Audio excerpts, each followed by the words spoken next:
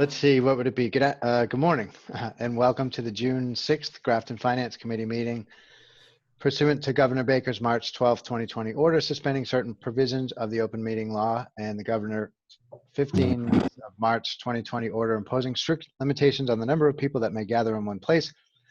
The meeting of the Grafton Finance Committee is being conducted via remote participation. No in-person attendance of members of the public will be permitted, but every effort will be made to ensure the public can adequately access the proceedings as provided for in the order.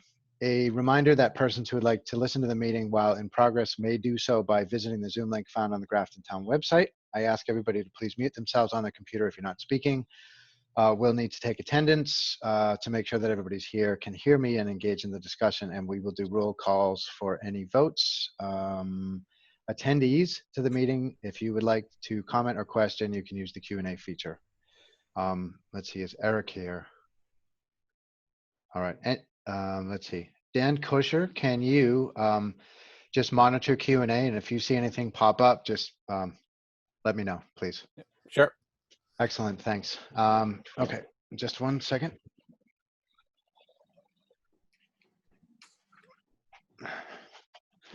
The window's open, and the humidifier comes on, which is super loud. Okay, let's take roll call. Laura Often. Here. Barry Smith. Present. Mark Haddad. Here. Sue Robbins. Here. Irene Hool. Here. Did it. Close. Jay Cummings. Here. All right, Dan Kusher. On mute.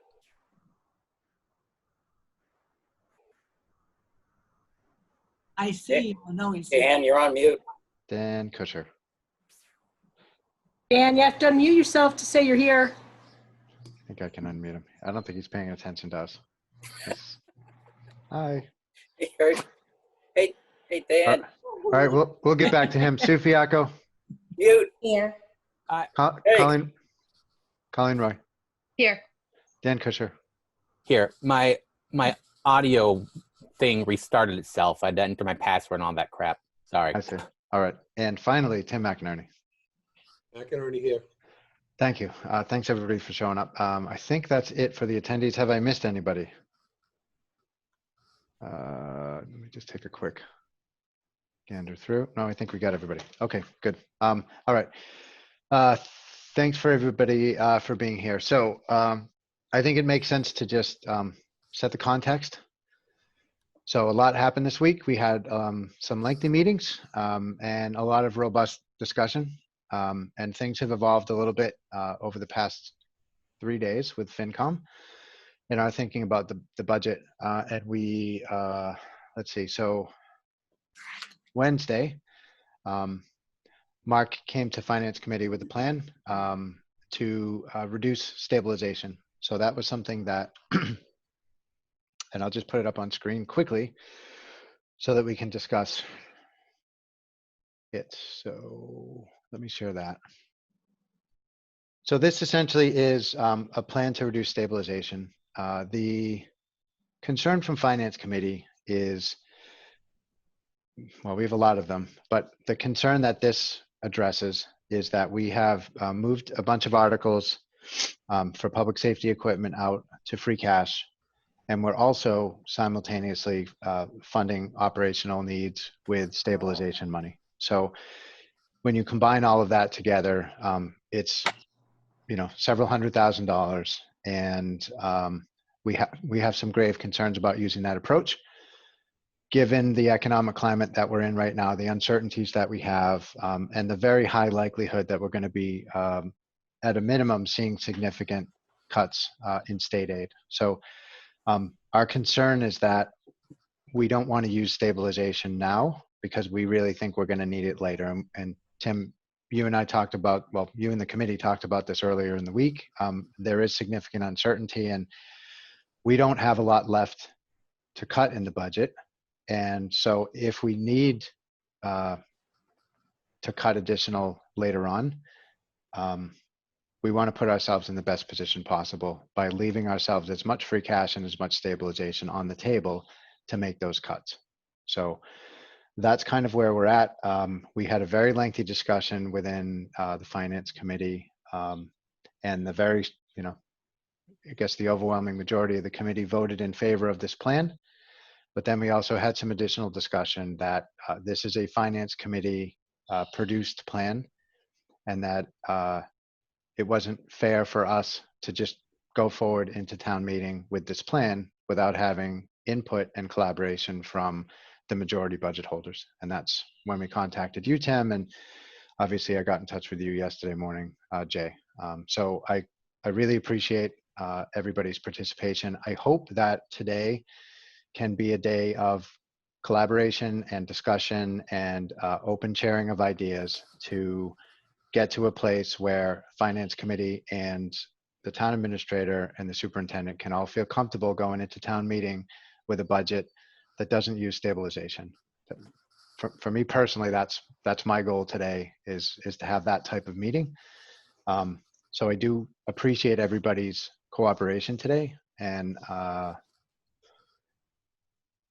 guess that's the context to why we're here. So at this point, I guess I did reach out to you, Jay, yesterday, and maybe you and Tim can just bring the committee up to speed on your discussions and where you guys got to. Or Tim, either. I'll just update you. We did make adjustments, and I think we sent out a memo to the Finance Committee and to the Select Board about the amount needed for stabilization. We made reductions to the library, knowing they won't open, and there'll be the people that they wanted for the last quarter of the next fiscal year will be pushed. So the raise from a stabilization went from, I think, 190, 170, something like that, to 139, 104. So in terms of keeping track of the number of what we're looking for, that's kind of the target now. A while back, and Irene, refreshed all our memories about the pay increases and adding staff and how much those things totaled. And then Matt, I think, looking historically on, the thought process of being fair and competitive with wages, we looked at a couple scenarios: 2% for people who make under 75 grand, and then 0 for people who make over. When we did the analysis, we couldn't make up the difference by doing that, certainly not alone with the $75,000 number for salary. So if we went to 0 for town, municipal, non-union employees, and I'll just run through the list of who those folks are. There's police chief, there's the engineer, assistant ATA, town planner, the accountant who's leaving us anyways, but still those types of things, me, all those numbers added up, and the elimination of the economic development coordinator, there's 129,000 in that mix. And we proposed that, and we think that's, kind of that we were commented about being tone deaf relative to the economy and the state of unemployment and so forth. But we wanted to have parity with the school. So if we can get that, we certainly don't have to cut all of it, but there has to be some solidarity in the makeup of the reduction. So Jay and I, I'm looking at his budget from December, he's looking at his budget from today. So at the end of this, Jay and I might just have to get within 6 feet of each other to have a discussion about how we can bridge that gap and still have solidarity between the town and the school to make up, to not use that 139, 104 from stabilization to balance fiscal year 21. Yep. So thank you for that, Tim. Can we all agree, though, that the very high likelihood is that there are going to be cuts in state aid? So I got an email from Dan this morning. He was very good about, Dan Gale, researching what the potential kind of hold harmless number was, and minimal aid and all that stuff. And he identified, this is not fully vetted, but the estimate is around 550 is the potential cut. So I think we should expect that we're going to see a few $100,000 additional dollars cut from the budget next year. And I think we're going to be making these cuts anyways.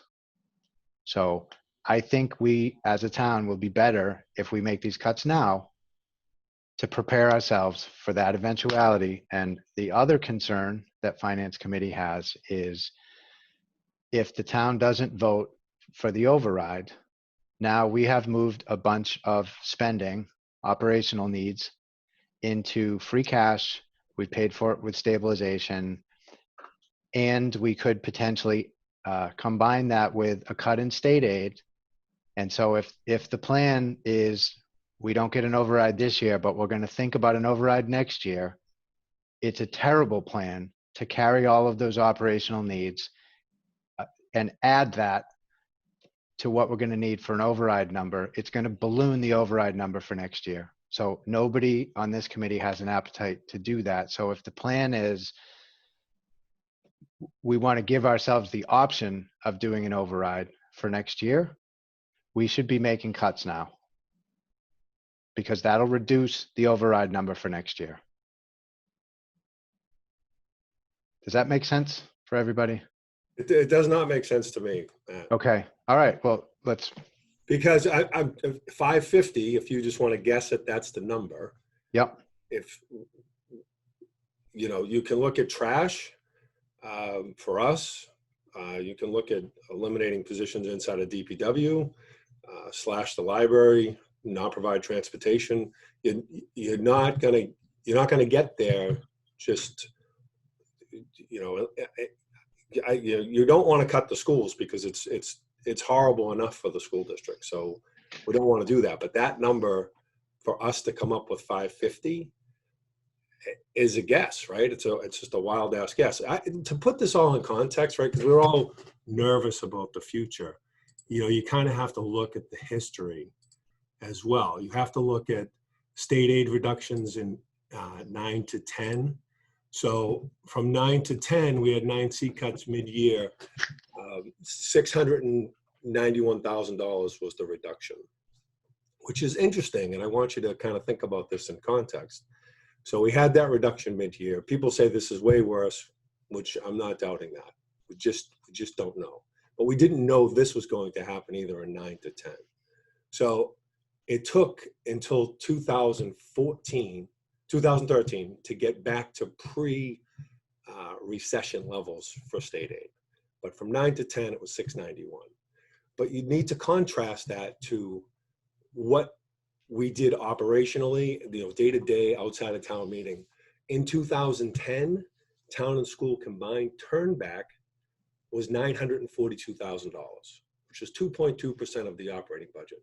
So Jay, you weren't here in 10, but we managed inside the 5 months between each town meeting to either save or increase revenue from various sources to get that turn back as high as it was.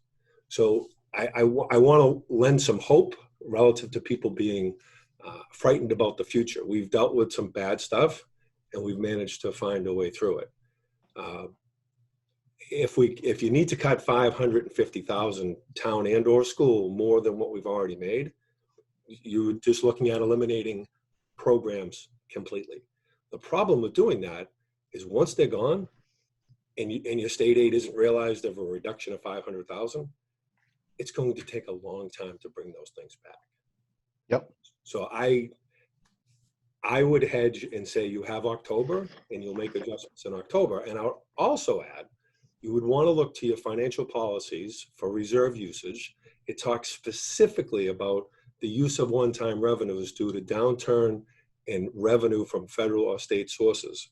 So while the policy is the communities voted on by the select board and finance committee, it'll still take town meeting approval to do that. But I think they would realize that you are going to annihilate and eliminate things that may be needless, because I think you have to ask the question to the town meeting if they would use those one-time revenues, because that $3.6 million that we've been saving for 10 years is exactly why we've been saving that money. So I want to give them the opportunity to say that instead of guessing and just eliminating positions at this point. It's all we can do. And I don't even know how I get to 500,000. I'll tell you that I can get 4 out of trash if we eliminate trash altogether. That's so but that's a whole program that you might not need to make a reduction to if you don't realize that loss. Okay, yeah, so we're not talking about cutting 550 now. I think what I'm talking about is putting ourselves in a position where if we have to do that, we have as much free cash stabilization. We've got as much ammo available as possible. And that's all. The Finance Committee is not looking to create a budget that represents the worst case scenario. And I'll shut up because we have some other committee members that want to talk. Go ahead, Mark. Yeah, you just said what I was going to say. The proposal that we made to not use stabilization, now it seems it's 130, not 190,000, which is good, is to save our reserves as much as possible in the event that we do get hit with a major decrease in state aid. So to keep our reserves in place moving forward. I'm not advocating another $500,000 cut. I want to just make sure we don't spend any of our reserves in the base budget going into town meeting. So in the event we get hit with reductions in state aid, we're in a better position to deal with that in the fall. And I agree with what Tim said. You know, once you get your free cash certified in the fall, and then a state aid cut is devastating, that's when you want to start looking at it. I wouldn't want to spend that money now. I agree. Go into the budget. I just want to be prepared for the fall, and that's the whole impetus behind my proposal. Yeah, and I think, Tim, you know, we did discuss earlier in the week that should we see a significant revenue reduction later on in the year, that, you know, free cash and or stabilization would be what we would use as one of the primary mechanisms to fill that gap. And I think Finance Committee is on board with that broadly. We just want to make sure that we have that, as much of that as possible available for that. Go ahead, Irene. I was just going to ask, if we see a devastating cut higher than 550, and 550 is devastating enough, but I think what I'm hearing is we can deal with that, we're pretty sure. At what point do you go to your union employees and say, look, guys, I know it's partway through the year, but, you know, we've got an extraordinary circumstance here, and you start looking at rescinding raises or lowering raises, and you hammer out an amendment to the contract, you know, that gets you through the year. Because right now we're putting the bulk of the trying to reduce this on all the non-union employees, which, as Tim has pointed out, is kind of an incentive for more people to unionize. And eventually we'll never be able to do that because, you know, there'll be no non-union employees except maybe 5 people. So what is the tipping point? And do you feel, you know, Tim and Jay, that if we had a truly, let's say it was $1 million cut versus a $550,000 cut, that's something, and maybe I'm missing something. Maybe there's a piece that says, no, you can't ever do this in the middle of the year. When does that happen that you approach them and say, look, we can either start cutting and we'll eliminate people, or everybody can take a little bit less money so we can keep everybody? On the school side, I would assume that we would have that at least discussion about impact within the context of impact bargaining as soon as the Chapter 70 number comes out. Yep. For the state aid. That. Okay. And same for us. So if the budget gets signed in August and it has that type of reduction, we'll have those discussions, and it'll be, you know, either lay people off, which unfortunately for like some, if you want to be detailed about it, DPW, you know, you spend a lot of time in Finance Committee hearing requests for trucks. Those trucks belong to bodies. When those bodies go, then I have a $250,000 truck that sits there. I guess we would, you know, put those to auction and sell them and increase cash flow. Unless we think we can rebuild it, I'm more optimistic and hopeful we rebound, and we want to keep those vehicles so I can bring those people back at some point. But that's, you know, that even people taking pay reductions, I think our whole pay increase annually for all units was sub 75 grand. So if I got the police and the custodial staff and the clerical unit all to say, all right, we'll do 0 for 1 year, it's minimal money. Okay. And just another point that if anyone's listening, or for, you know, more for the audience, is we are self-funded for unemployment. So when we lay people off, we're still paying them. So you basically have to lay off, you know, 1.6 people to cover the cost. Right. So it's a good point. So I'm sorry, Matt, maybe I misunderstood you. I thought you were looking at a plan for the eventuality, making those cuts now. Nope. What we're assuming the cuts may be in the future for state. We're just trying to plug that 190K gap right now to make sure we're in the best position possible for later on in the year where we're going to see some significant cut. I don't know what it's going to be, but it's going to be something. And I'm just looking at all of the towns in the Commonwealth. They're all doing different versions of getting ready, but we all know something is coming. There's just no scenario in FY21 where everything, you end up with a level funding scenario. And that was the assumption. So we don't know how bad the cut is going to be, but we know it's coming. So we just want to make sure that we're positioned as best as possible. And, this plan came before the finance committee. We voted on it, but then have subsequent discussions that, look, we really need to talk to the budget owners and the people that are closest to the operations so that they can tell us if finance committee is going to go to town meeting to make 190K cuts, because that's what the committee wants to do. How would you guys do it? What would your cuts be? Well, Jay and I spoke briefly yesterday and a little bit this morning from the December budget. There's my proposal is my proposal. Your proposal is to reduce the positions that are up on the screen. It's not 190,000 after adjustments we've made to the library. It's 139,104. So salary increases and not hiring people, it would be my proposal. So are we fundamentally, I'm not saying this to you, Tim, is it the fundamental question, is it if the schools are willing to go with 0% increase for non-represented? That, for us, to put it in context, it's about 38 people, about 55,000 from 2% down to 0. Is that the fundamental question on the table?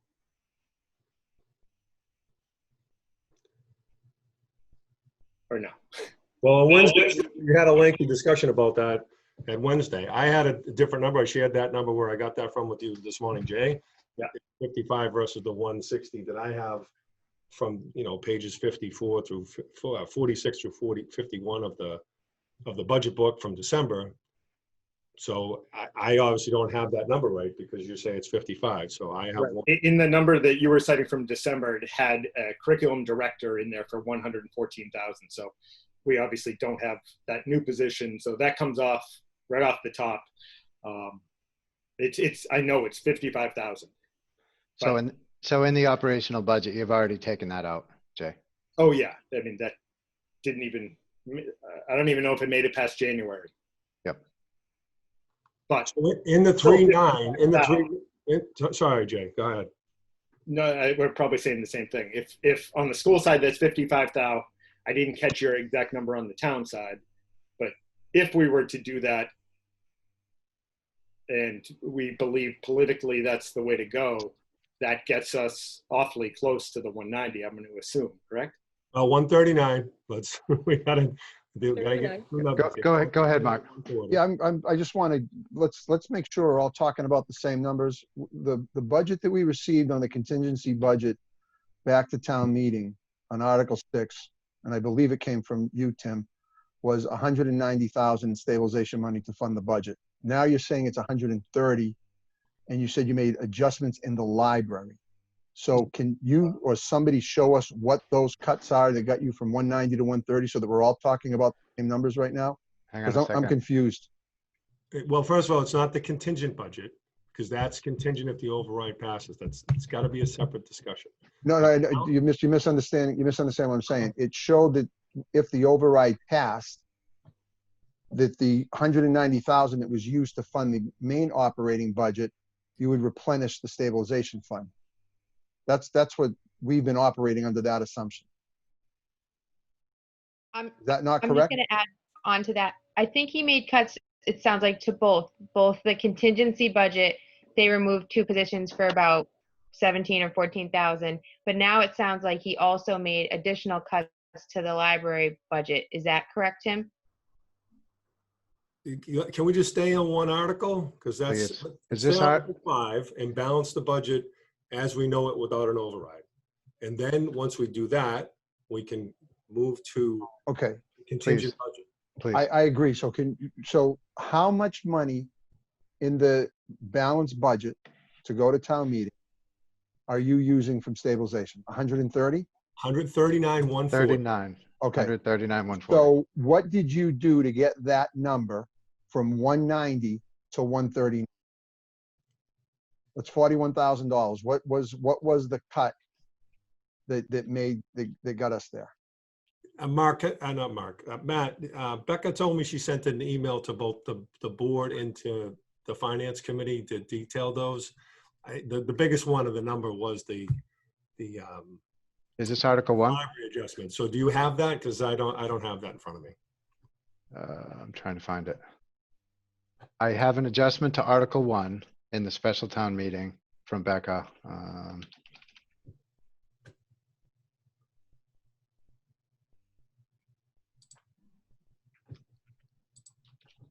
Did you get that, Sue?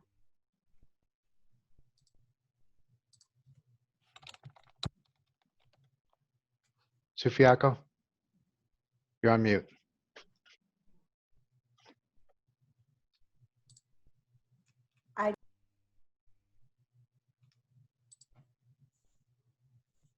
I did not, Matt. Okay, I don't think I did either. I got an update to Article 1 of the special town meeting, which is the transfers piece of it. Yes. But I did not get anything from Becca other than that since our last meeting, Tim. Okay, I'm trying to find it. Okay. I know I mean, at the end of the day, I made them. I can't tell you exactly. Okay. But we- So I understood that there was about from, I think, the select board meeting, if we looked at the contingency budget, that was restoring raises above 2%. I think that was about.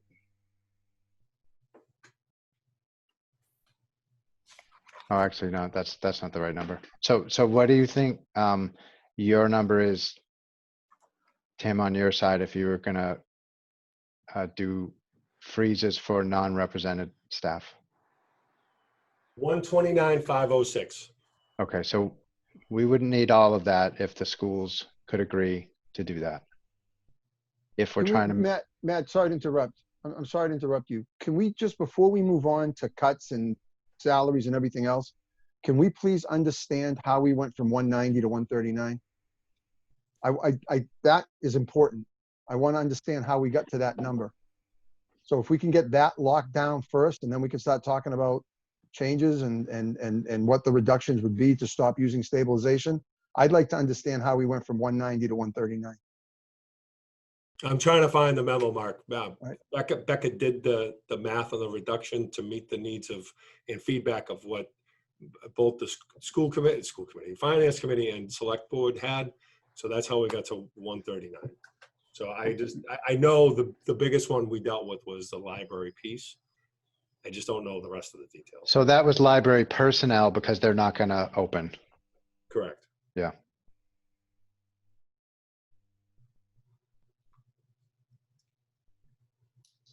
I see Becca is in attendance. Is that something we can do to try to get her to Oh. join if she knows?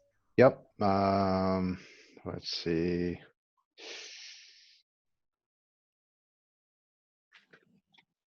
All right, I'm gonna stop sharing and go to attendees. And okay, I'm gonna bring Becca in. Hey, Becca, I made you a panelist. Can you hear us?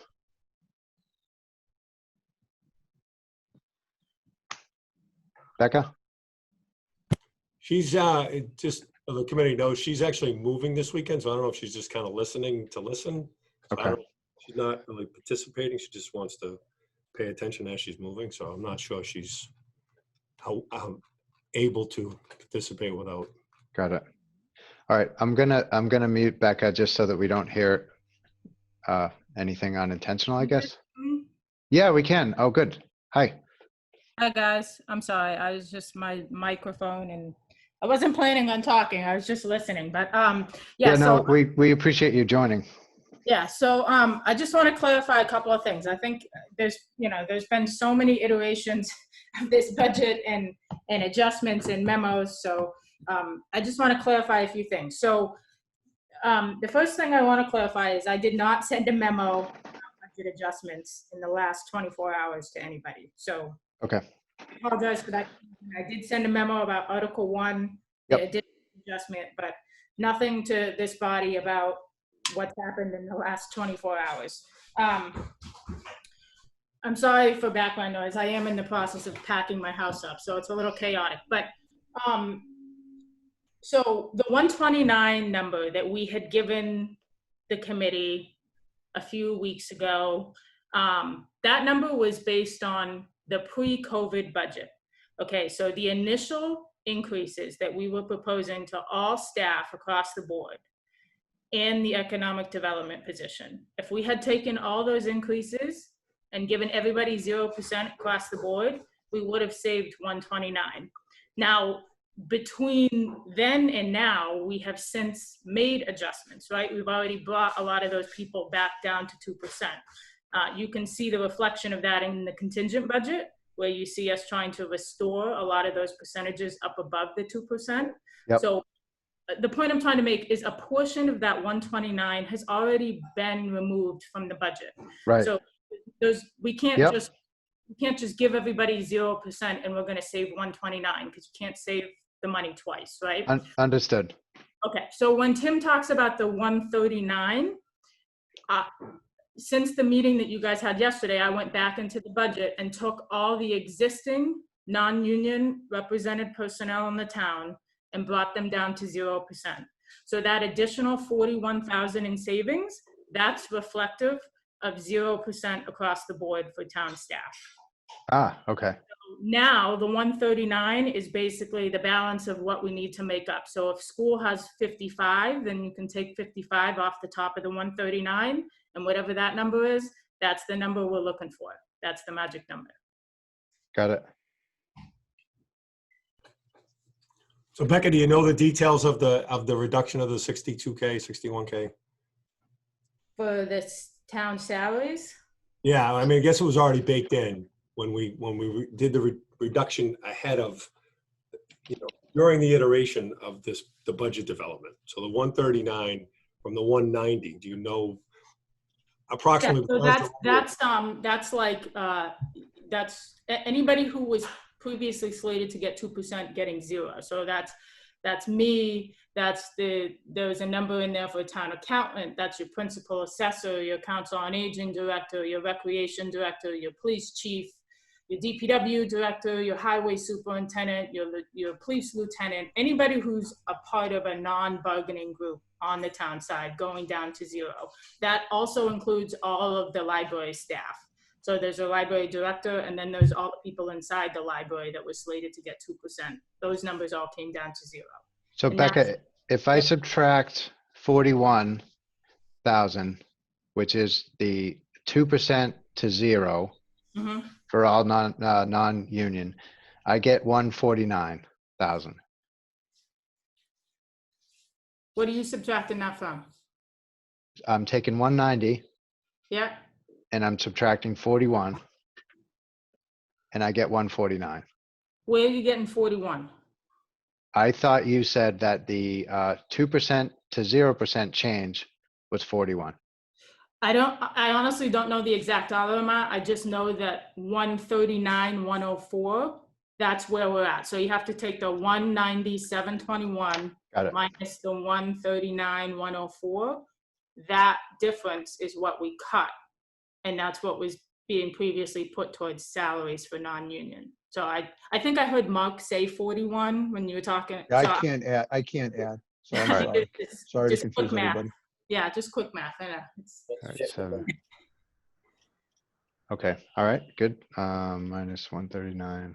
So Matt, Yes. when Tim was telling us Thursday that there's 129,000 to be saved, there's only 51 some odd thousand to be saved, Correct. not 129, You got it.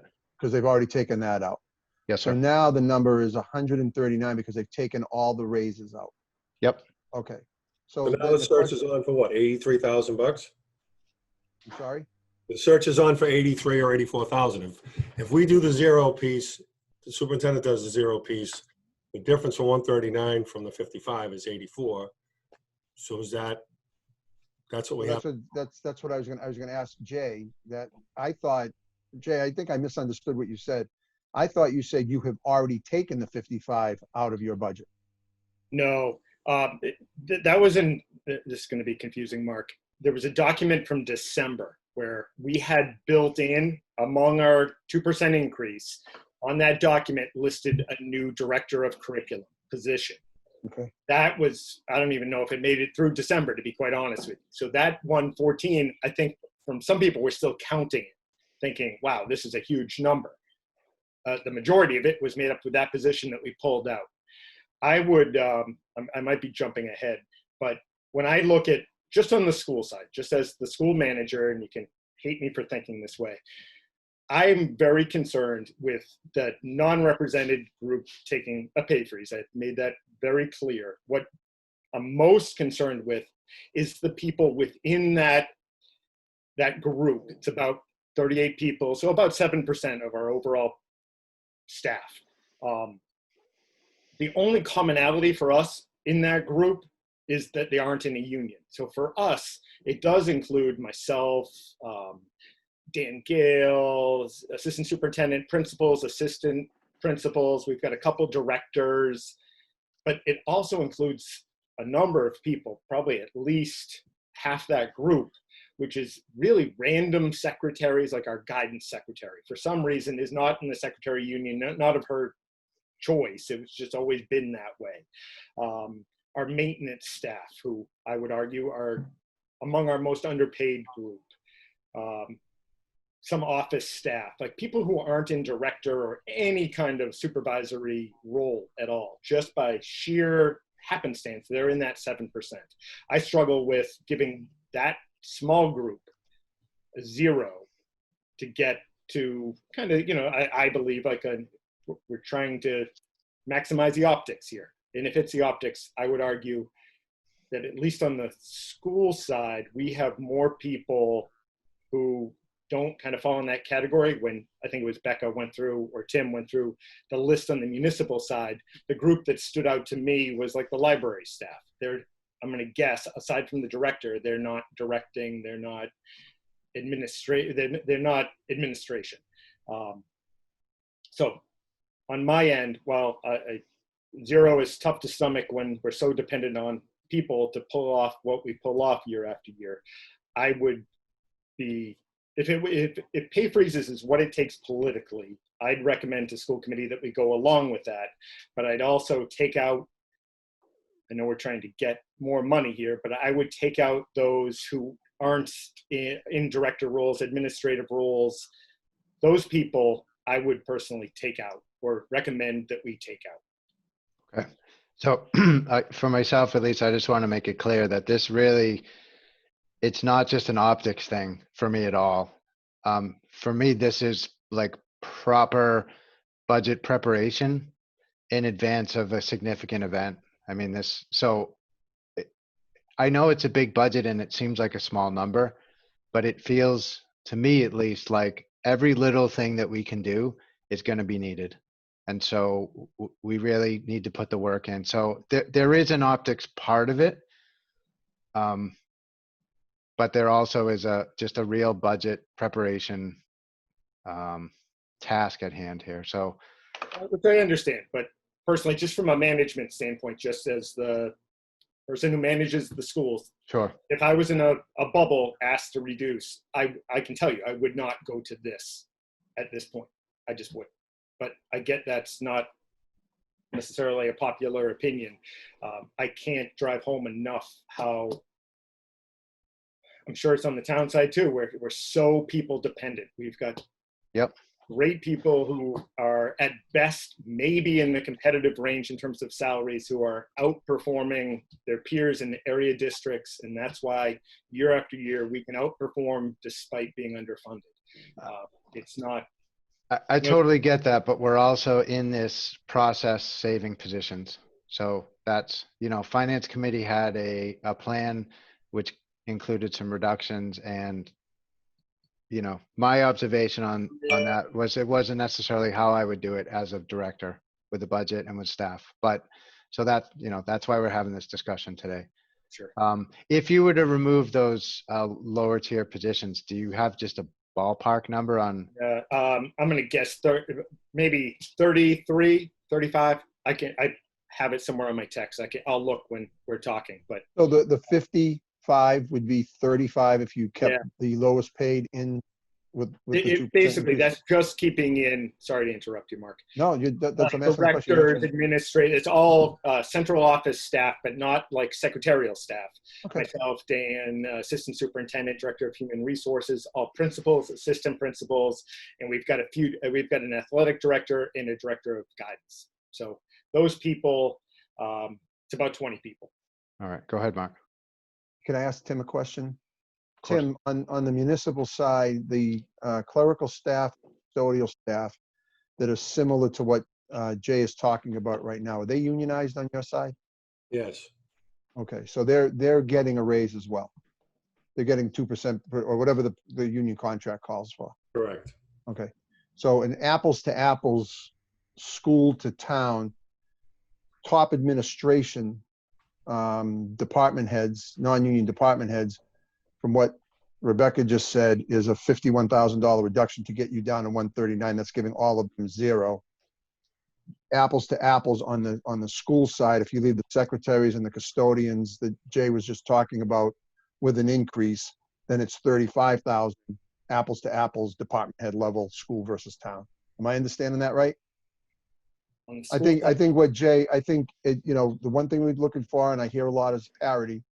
And based what Jay is saying right now and what Tim just confirmed relative to union contracts, it's not the school employees' fault, the secretaries and the custodians, if they're not unionized.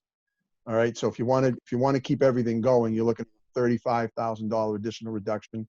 So Tim had mentioned 180,000 that we were looking for. Based on what we just heard, it's 105,000 what we're looking for further. If you bring everybody down to zero, top administration. Can we all agree on that number? I had 104. I'll give you the $1,000, Matt. Thank you. But 104 is the number. Yep. Okay.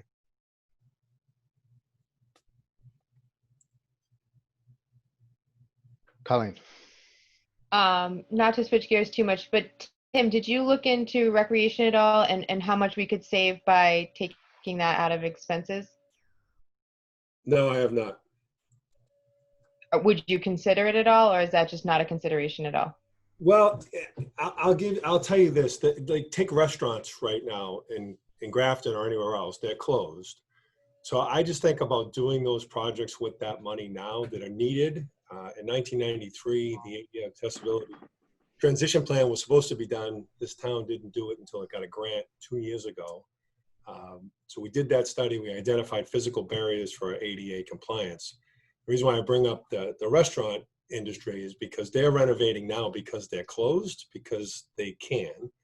We have an opportunity with the funds that are available, and we're closed, because if we were to close at any other time, we would lose that revenue.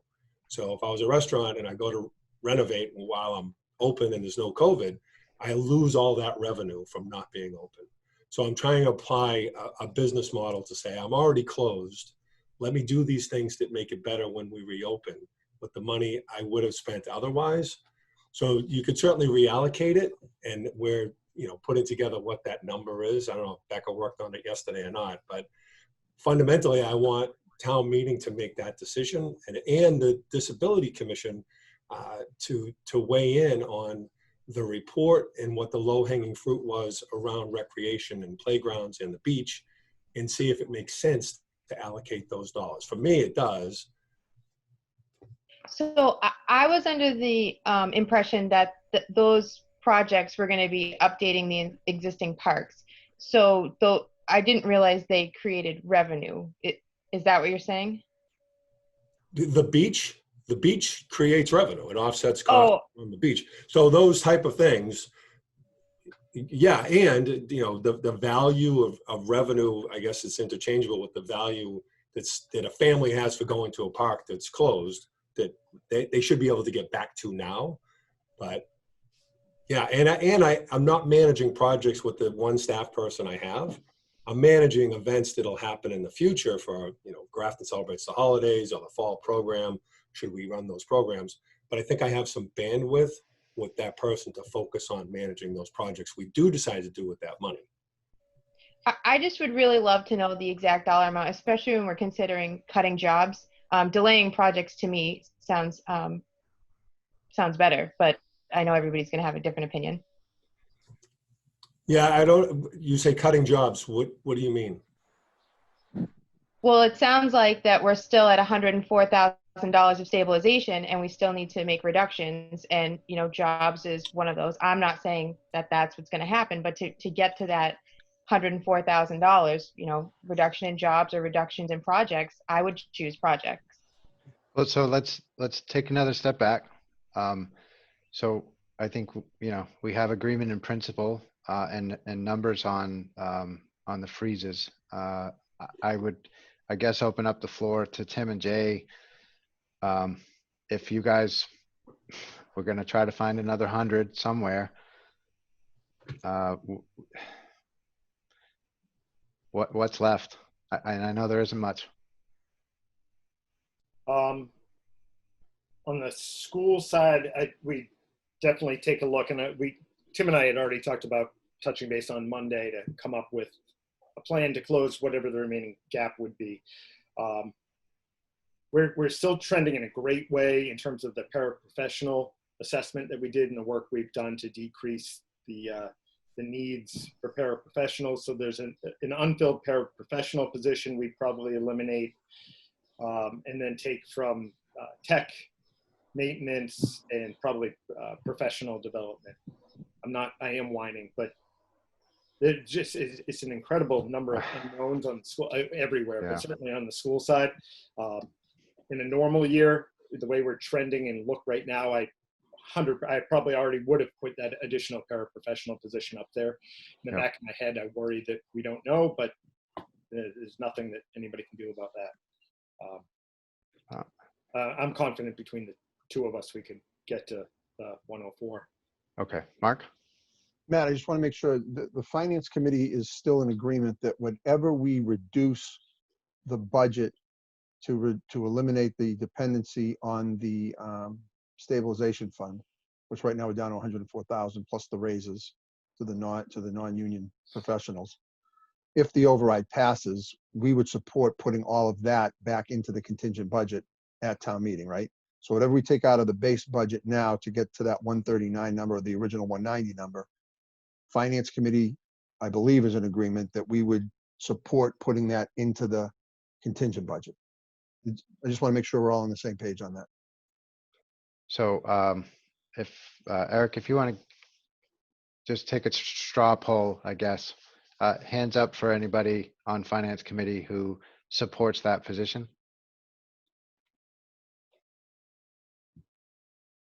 All right, so we're majority, but not unanimous.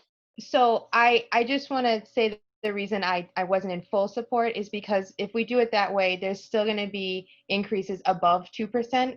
I would be in favor of a modified version of that where we can give the 2% increases, but not the increases above the 2%, which will come into play. That's what I thought that the proposal was to simply restore the 2% raises to the people that they had been taken from. Colleen, I'm in absolute agreement with you. I am not in favor of restoring anything above 2%. Okay, as long as that's the agreement, then that I'm in favor of. Yeah, what I'm saying is the 190 did not include anything above 2%. That's right. Right? All right. So I want to make sure we're in agreement that whatever that we take out from stabilization, and that's 2% increases and whatever else, you know, they're talking about to get to the total 190 number, that gets back into the contingent budget. We're not supporting the raises above 2%. I think the finance committee was very clear on that the other night. So Colleen, does that change your position and understanding? It absolutely does. I support it. Okay. Go ahead, Barry. a question about the ADA compliant story around the recreation facilities. Is it now being considered, or is it possible to ask this community preservation folks to allocate some of that money for ADA compliance and in the recreation facilities? If that question's to me, I don't know if it's specific to ADA compliance that CPC can be used for. Because can't use it for maintenance. Right. I'd have to kind of think that through. I'm going to guess we kind of asked that question before and we're answered it, and that's why we're taking an approach through the review of the report to be prioritized, to bring back in a prioritized capital plan. But the things that we can do for small dollars now with the allocation we have from the end of this fiscal and for next fiscal for not opening the beach and running day camp, use those monies to do those projects. Yeah, so I'll just tell the committee, I talked to Roger Trahan yesterday. He's on the Disability Commission. His interpretation of and kind of investigation, he was just talking as an individual, is that they're looking at several $100,000 of improvements to the various parks and whatnot. He thinks that a lot of that would qualify for CPC. But they haven't really gone through a process yet of verifying that. The Disability Commission hasn't met to meet with CPC or anything like that. So all of that is just kind of speculation on his part. But he did offer, if Finance Committee wants a perspective from Disability Commission and CPC on that topic, that he would get the Disability Commission together to kind of weigh in on that and the plan for well, as an individual, he had some concerns about, the approach of spending a fair amount of CPC money for the community park versus using that same CPC money for improving different parks across town. So that was just his individual opinion, though. So if Finance Committee wants, we can get a perspective from them. He said he could organize a meeting pretty quickly to kind of get an opinion on that. Yes, Irene. Tim, I just want to clarify, there is part of Article 1 on the special town meeting is a reallocation of approximately 26,000 from personnel, not hired, for June, I'm assuming, to expenses to allow for, obviously some smaller minor projects. So that's separate. In other words, then that's fiscal year 20. That's money that will be spent prior to June 30th, correct? Correct. Okay. And I might have an email, Colleen. I'll look to see if they've done some quick math. That budget you all are familiar with, that you've had your liaison meetings with Jen. So I'll look for an email and see if I have anything that gives me some indication of what 21 would be. Between 50 and 70,000 seems to be what I recall we would allocate. Sounds about right. I'll try to find that. If I find it before the call ends, I'll share that number with you. But it's the ins and the outs, right? So there's savings on personnel, but then we're not getting the fees. So yeah, but it's general fund total funding with tax dollars that we, Colleen's right. We could use that money to offset this 104 if we didn't want to do those things. So she's exactly right. But you got to look at the opportunity costs if you don't do them now. Yep. But I guess we could say from 1993 until now, we didn't do them for whatever reason. We had other priorities, but we did the study. We know we're out there. We know we need to do them. And if we can use those dollars to leverage grants to do more enhancements than what that $50,000 or $70,000 would cover, I think that's a smart use of money. Sure. Go ahead, Sue. There are a lot of towns that are looking at their budgets as closely as we are. And I was just wondering, I know some towns are considering this. What would we be saving if we close the municipal center for 1 day a week? Sorry, that's my weather alarm. That's the weather alarm, sorry. Did we take shelter? What?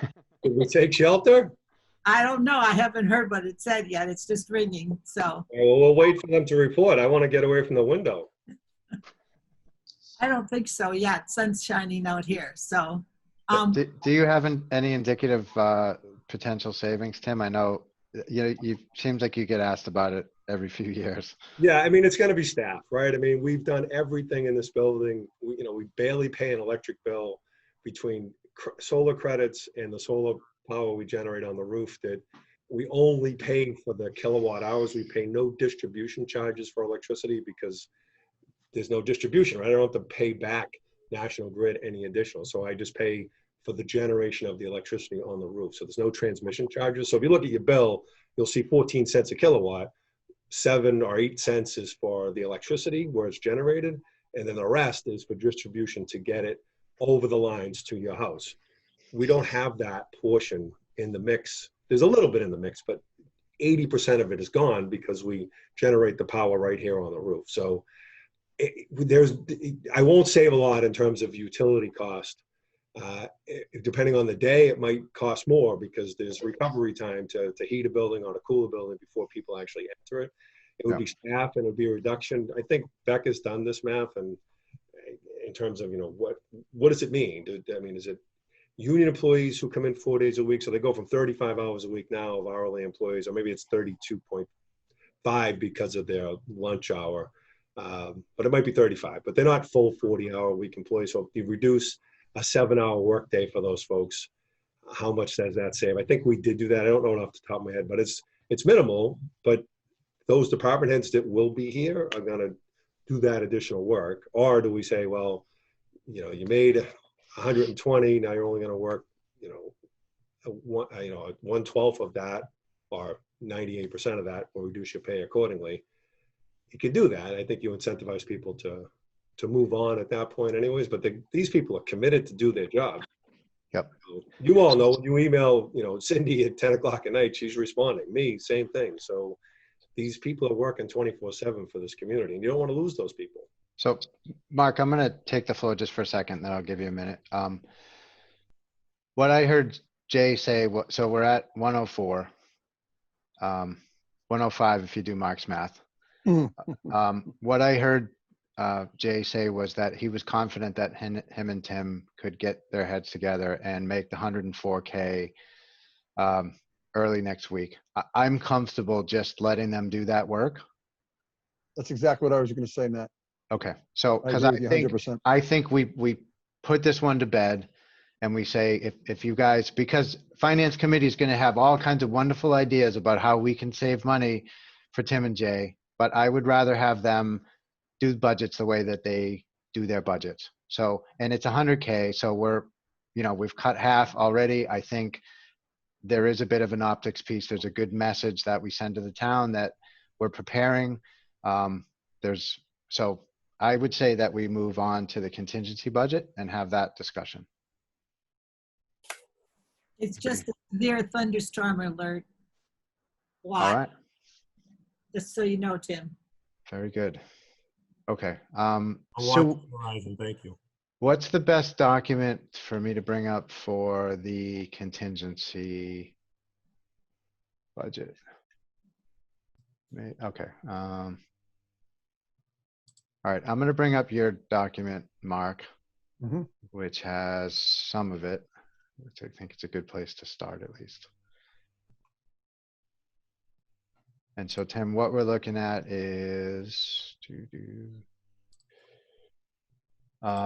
the contingency budget. So what we have in Mark's proposal is a return of the reserve fund, money back, which is 25,000. The police department, we've included 2 cruisers, but based on the discussion the other night, I think Finance Committee agreed we were comfortable that doesn't need to be in there. Did we discuss that? I think we talked about that, yes. I don't recall that. No, I think if I might, Matt, I think Tim said that he would prefer not doing that now, that they can go a year without the cruisers, and there was an offset. It would be cheaper to maintain the cruisers than spend $50,000 on a new cruiser. All right. So I don't think we fully debated whether or not we wanted to pull that out or leave that in. All right. Okay. That's my recollection. All right. There we go. Okay. All right, so we can talk about that. We've got fire department expense and equipment. We've got the fire department personnel, which is 2 because we've already got 1 in the operational budget. A restoration of everything in the school budget, so that's the 267, which was the original. What was it? 242. I don't know what it was. It's 214 plus 50. 14 One. plus 50. Yeah, Yep. exactly. And then all the cuts of positions. So obviously this would all change. So this would be personnel now across the town side and the school side that we would restore back. So so that line there, you eliminate all the stuff below that. And so that line there would be the 90 or the $85,000 that $86,000, depends on if it's 104 or 105, that Tim and Jay just talked about in salary increases. Yep. Okay. And so then I would recommend that whatever the 104,000 that the two of them come up with and recommend next week, that goes into the contingency budget as well. I'd agree with So that. the bottom line on the total raise for the override for FY in the contingent budget would still be 909,121. But it would be a different list, mix. depending, Yep. yeah, depending on if you put the 2 cruises in there or not. Yep. So Absolutely. I would support that. Okay, so Tim, I know you're not looking at this document, so it seems to me like we need to actually put together a document which is much more specific that you can look at. I have a draft motion for the contingent budget that totals 832,363. Yep. It covers the reserve fund, MIS, police department equipment, which is the 12,000 we funded from the article. So I had to reconcile what you have on this sheet, what we have, and then add Right. in things that we talked about today for reductions. So, Absolutely. So we're not a million miles off. I think some of the key differences between what we have and what you have is we have a couple of fire positions in that you don't have. Correct. And we're not recognizing any raises for FY21 beyond 2%. Okay. So is that it? There's one other thing, which is highway. So we were not restoring highway back in FY21.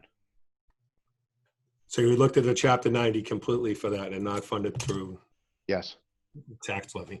All right, just know that there are very passionate people about the roads, so I would advocate to put that money back, but if you choose not to, there will be people that will criticize us significantly for that.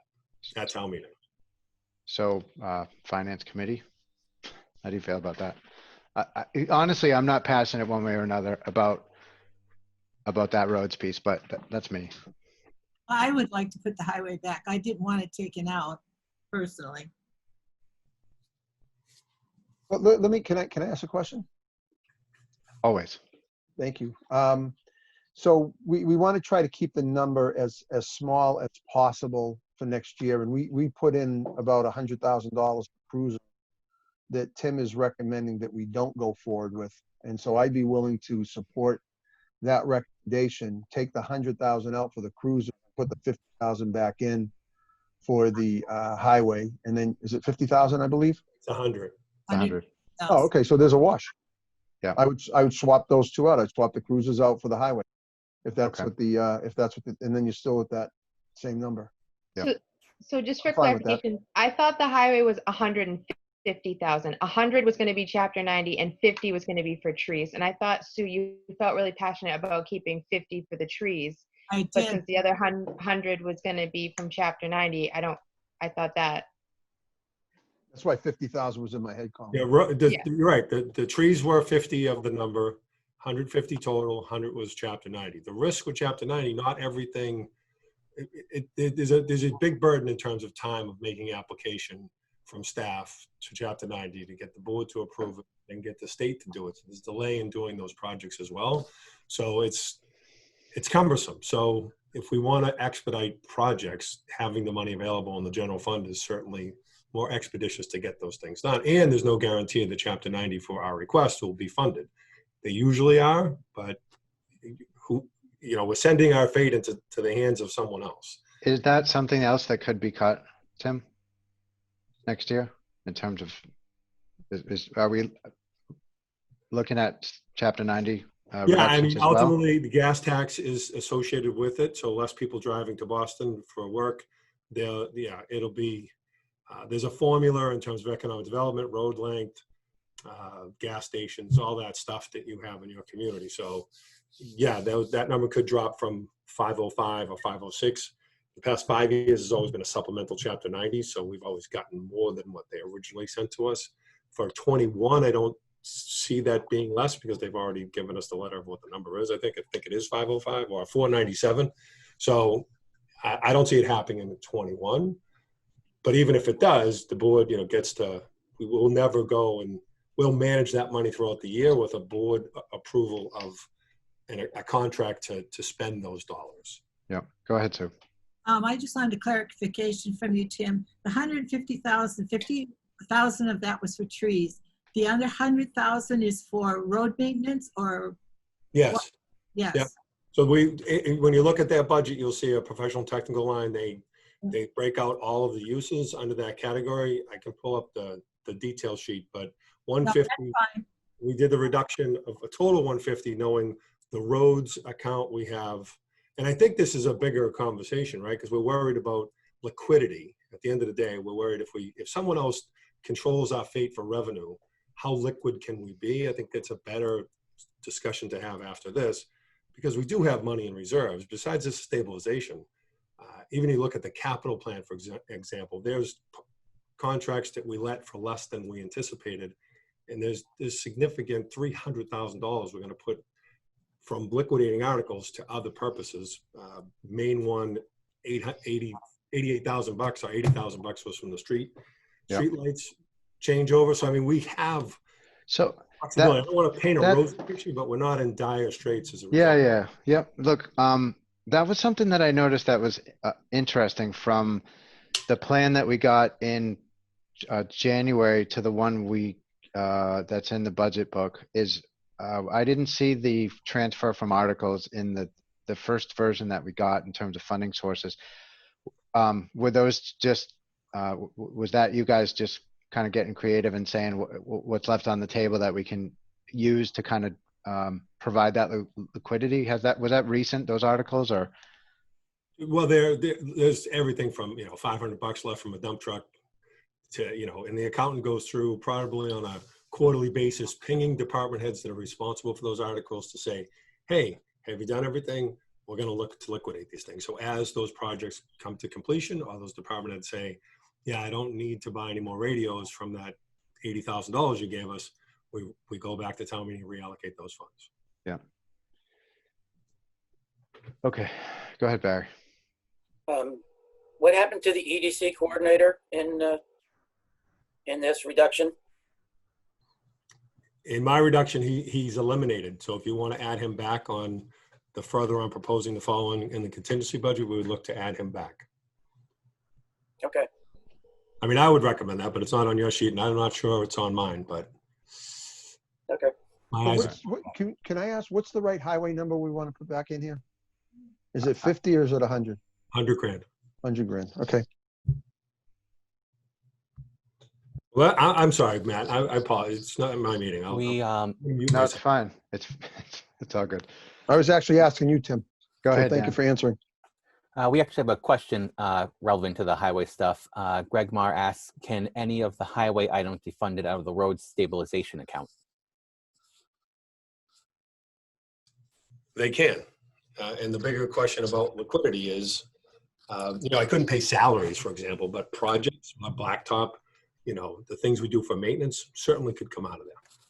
But again, when we did this in 14, we said, hey, we'll do $1.5 million. We will do these projects that were deficient for the $18 million backlog to try to get a handle on it while minimizing the impact to the taxpayer at the same time. So we try to find that sweet spot, and we found it. And to do that, I think we would have another political problem, I believe. I agree, Tim. And I think I would want a kind of an endorsement from the select board who, kind of originally sponsored the override, and we had a commitment to the town on a certain amount of road work that was going to get done. I'd like to get their opinion if we were going to go down that road for myself. Okay, so are we good on the contingent budget? Does finance committee need to talk about the EDC coordinator? Go Matt, ahead, Dan. As a follow-up question from Greg Marr, so the stabilization funds are already earmarked for other projects? Is that just for clarification? The $1.6 million we have, from this year we have a list of projects that we show town meeting, and the Board of Selectmen vote on that list prior to raising and appropriating and sending a letter to the assessor's office. So yeah, they're slated to do those projects, but people who are paying attention will say, well, you didn't do this road.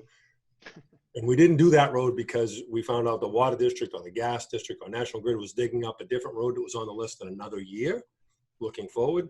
And we go and partner with them to reduce our cost and tear up that road once versus twice. So again, we have to be flexible and think of what's the best allocation of these monies on a day-to-day basis. So town meeting might vote something. We're not held to that list, but that is the list we want to go with, unless those other things come up, like I said, in terms of other departments, water or gas, do something in that road. We want to coordinate that effort. Got it. Go ahead, Mark.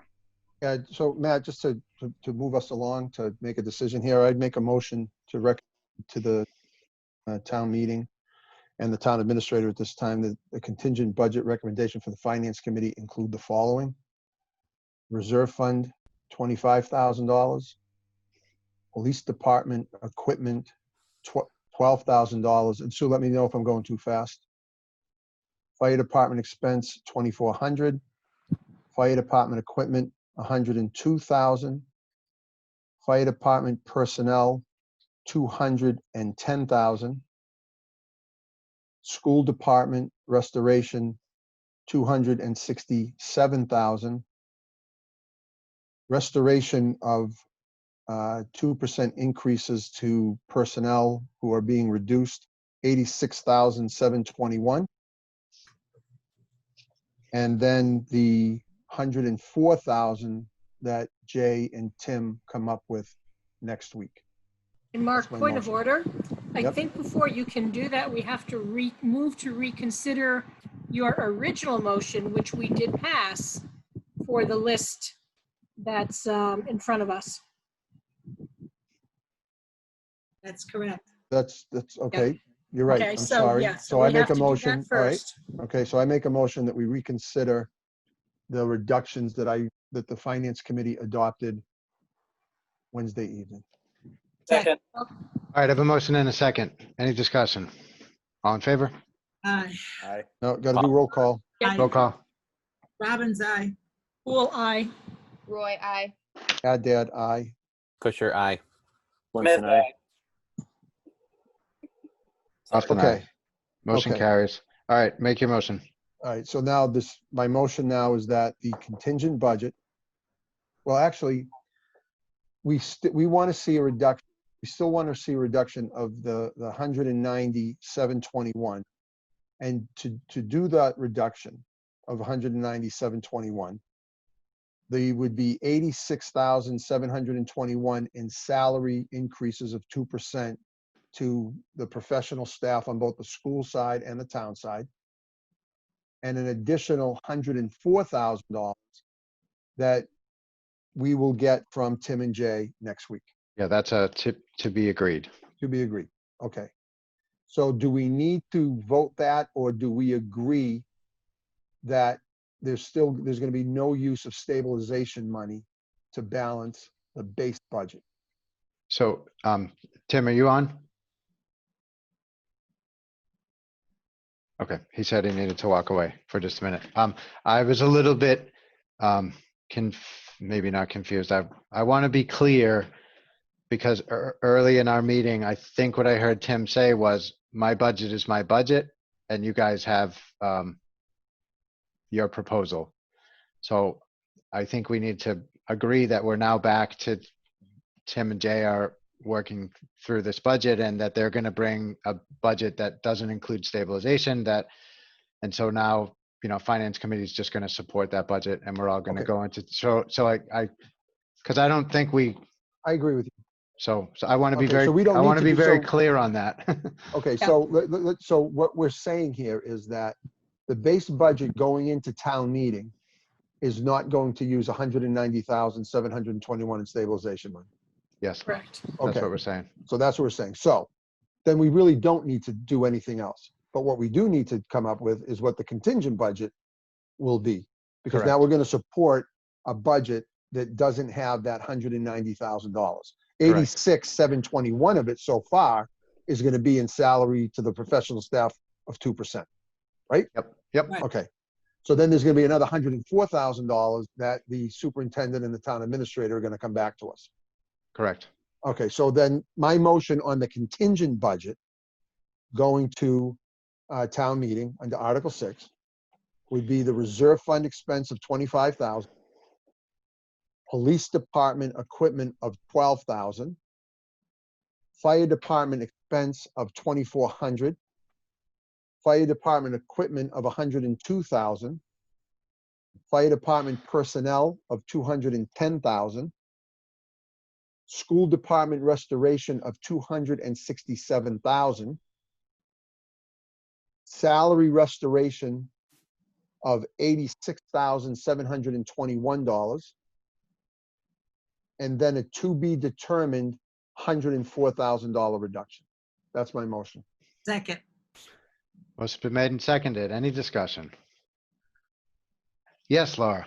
I know I'm not on the committee, so I don't know if I can discuss, but I had a quick question. So I thought when we were talking about the school department, we would be able to reinstate those 2%. I think they were actually 1.5 raises for our non-union staff in the contingency budget. So wouldn't that line item go back up 30,000 or whatever that number is? So that's in the salary restoration So that component. counts. Yeah, it's in its own line item. Okay, thank you. That's why I'm not on FinCom. Thank you. Yeah, so, No problem. yep. So all the whole 190 that we talked about, it all gets restored. Okay, thanks. Any additional discussion? Go ahead, Colleen. So there's no highway in your proposal. Oh, I'm sorry. Yes, there is 100,000 in highway. I apologize. Thank you for catching that. I will accept a friendly amendment of 100,000 for highway restoration. All right, I have, Thank you, Yeah. Colleen. I'm sorry. I meant to say that. and Because I and really wanted to forgot. talk about the highway more. So of that 100,000, is that going just to what Chapter 90 could be funding and nothing to trees? Or is half of that going to trees and half that, how would he use that? I 'Cause thought it was it's- half and half. I thought it was half and half as well. So 50 will go to the trees and 50 will go towards helping with, okay. Yes, 100,000 total. So Matt, I'm sorry. I should have had that in my, it was the first time I made that motion until we reconsidered the other thing and then I failed to put it back in. Sorry. So thank you. Got Nope, it. my fault. Any additional discussion? All right, Mr. on, Chairman, oh, if- go ahead. this is Tim, just the 100,000 that we had reduced was from what we would use Chapter 90 for. While Chapter 90 does cover some tree removal and or replacement or what have you, it's, allow, I mean, it's gonna go into one line item. So, 100,000. yeah, so Yeah, that's fine. I just don't want you to think that you go run an audit trail at the end of the fiscal and we spent 100,000 on a road and not 50,000 on trees. I'm going to ask you not to pigeonhole us to that specificity. So you want the motion to say 100,000 back to highway. Yeah, from the expense line that we cut it from. Yep. Highway expenses, yep. I'm comfortable with that. That's how Yep. it reads. Yep. That's the motion. Okay. Any additional discussion? All in favor by roll call? Hey, Matt, I think we have to vote on the amendment first. And then we have to vote on the motion, correct? Or somebody? I know, I accepted the friendly amendment in my main motion. You do not have. Okay, so we can vote on the main motion. Okay. Robbins, aye. Cool, aye. Roy, aye. Add that aye. For sure, aye. Smith, aye. Swenson, aye. Often aye. Motion carries. Matt, Okay, yes. you will send out the updated contingency budget so we could have a hard copy, please, or email at least. Of course. Sue, can you get that out?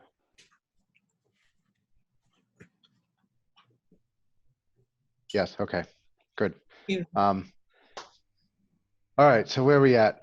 So we've got those two things set. Are there any additional discussion we need to have with Tim or Jay or Laura? If not, I think they can get going and we can get on to our recommendations. We've got to do our review of the recommendations so that Sue can have her document for Monday. So I think we're in pretty good position. Any additional questions for Tim or Becca or Jay or Laura? Nope. Okay. I just really want to thank Tim and Jay in particular for really coming to the table. I really, really appreciate that you guys, I know things have been very difficult and very tense, and I really appreciate that you guys came to the table with a spirit of collaboration and cooperation, and it's great. So Tim, I just want to be crystal clear, because in the early part of the meeting, we were talking about your original proposed budget and then finance committees. We're back together now, right? Yeah, I think so. I mean, the restorative cuts seem to make sense. Okay. As far as what I've listened to, you know, I know you're going to update this document from Mark, probably from the committee, and memorializing everything we've covered. I'll reconcile it to our Article 6 motion as we've drafted it. And if there's any discrepancy after the 104, that Jay and I will work on Monday, I think we're very close. Good. Because then you'll have to modify Article 5 as well. Right. So yeah, we recognize that, and Becca indicated this with her Article 1 changes, that there's going to be some minor adjustments that are going to be made. But I think in principle, this is a great result, and I really appreciate, very deeply appreciate the work that you guys put into this and the cooperation that we got. So thank you both for that. Thanks for having us. All right. Hey, I'll talk to you Monday. Perfect. All right. Thank you, Laura. Thanks, Becca. Thanks, guys. Thank you, everybody. Okay, man, it is hot in my office. Okay, go ahead, Barry. When legally do we have to have the documentation, the warrant articles executed and printed? Go ahead, Mark. The warrant's already posted, so the only thing that this does now is the motions. So that's in the hands of the town administrator. So they're fine where they are, because the warrant's already posted. That's all done. Now we just have to get the motions done. And what's going to happen now is there's going to be a budget motion that's going to have $190,000 less in it because of what we just did in the agreement we had between the schools and the town. And then there'll be another contingent budget motion that hopefully will be along the lines of what we just moved, so that we're in agreement with the administration. So they can adjust the motions right up until the vote at town meeting on the 23rd or 20th, whenever that date is. But so what we as a committee have to do today, though, to get Sue ready for going to print on Monday, is that we've got to finalize our recommendations. Matt, if I can. You can. I would say that the finance committee and any recommendation on Articles 5 and 6 is deferred until town meeting. Okay. I want to see the numbers on 104. I want to make sure the finance committee agrees with those numbers. I think we will if Jay and So do you want to Tim were meet cooperative. before, just have our own meeting before and vote on our recommendations right before town meeting? Yes. Okay. Once we see those final numbers. I think that's a great idea, actually. And then that way we sort of reserve our recommendation and commentary for town meeting, so that we Yes. don't publish in advance saying we support something and then it all changes and we get to town Correct. meeting. And That's my fear. That's why I'm saying let's I wait totally till get that. final- That's see the final document. that's a smart decision. Go ahead, Sue. Sue Fiacco. Yes. On Article 5 and Article 6,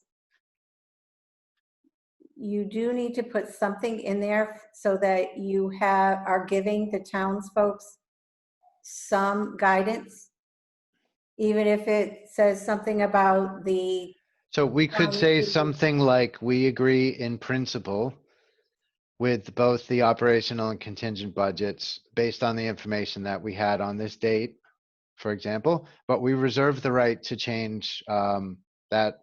Our final recommendation will be at town meeting. Yeah. I think that's crucial. And I understand why you want to have something in there, but there's nothing to say you can't defer a recommendation until the floor of town meeting.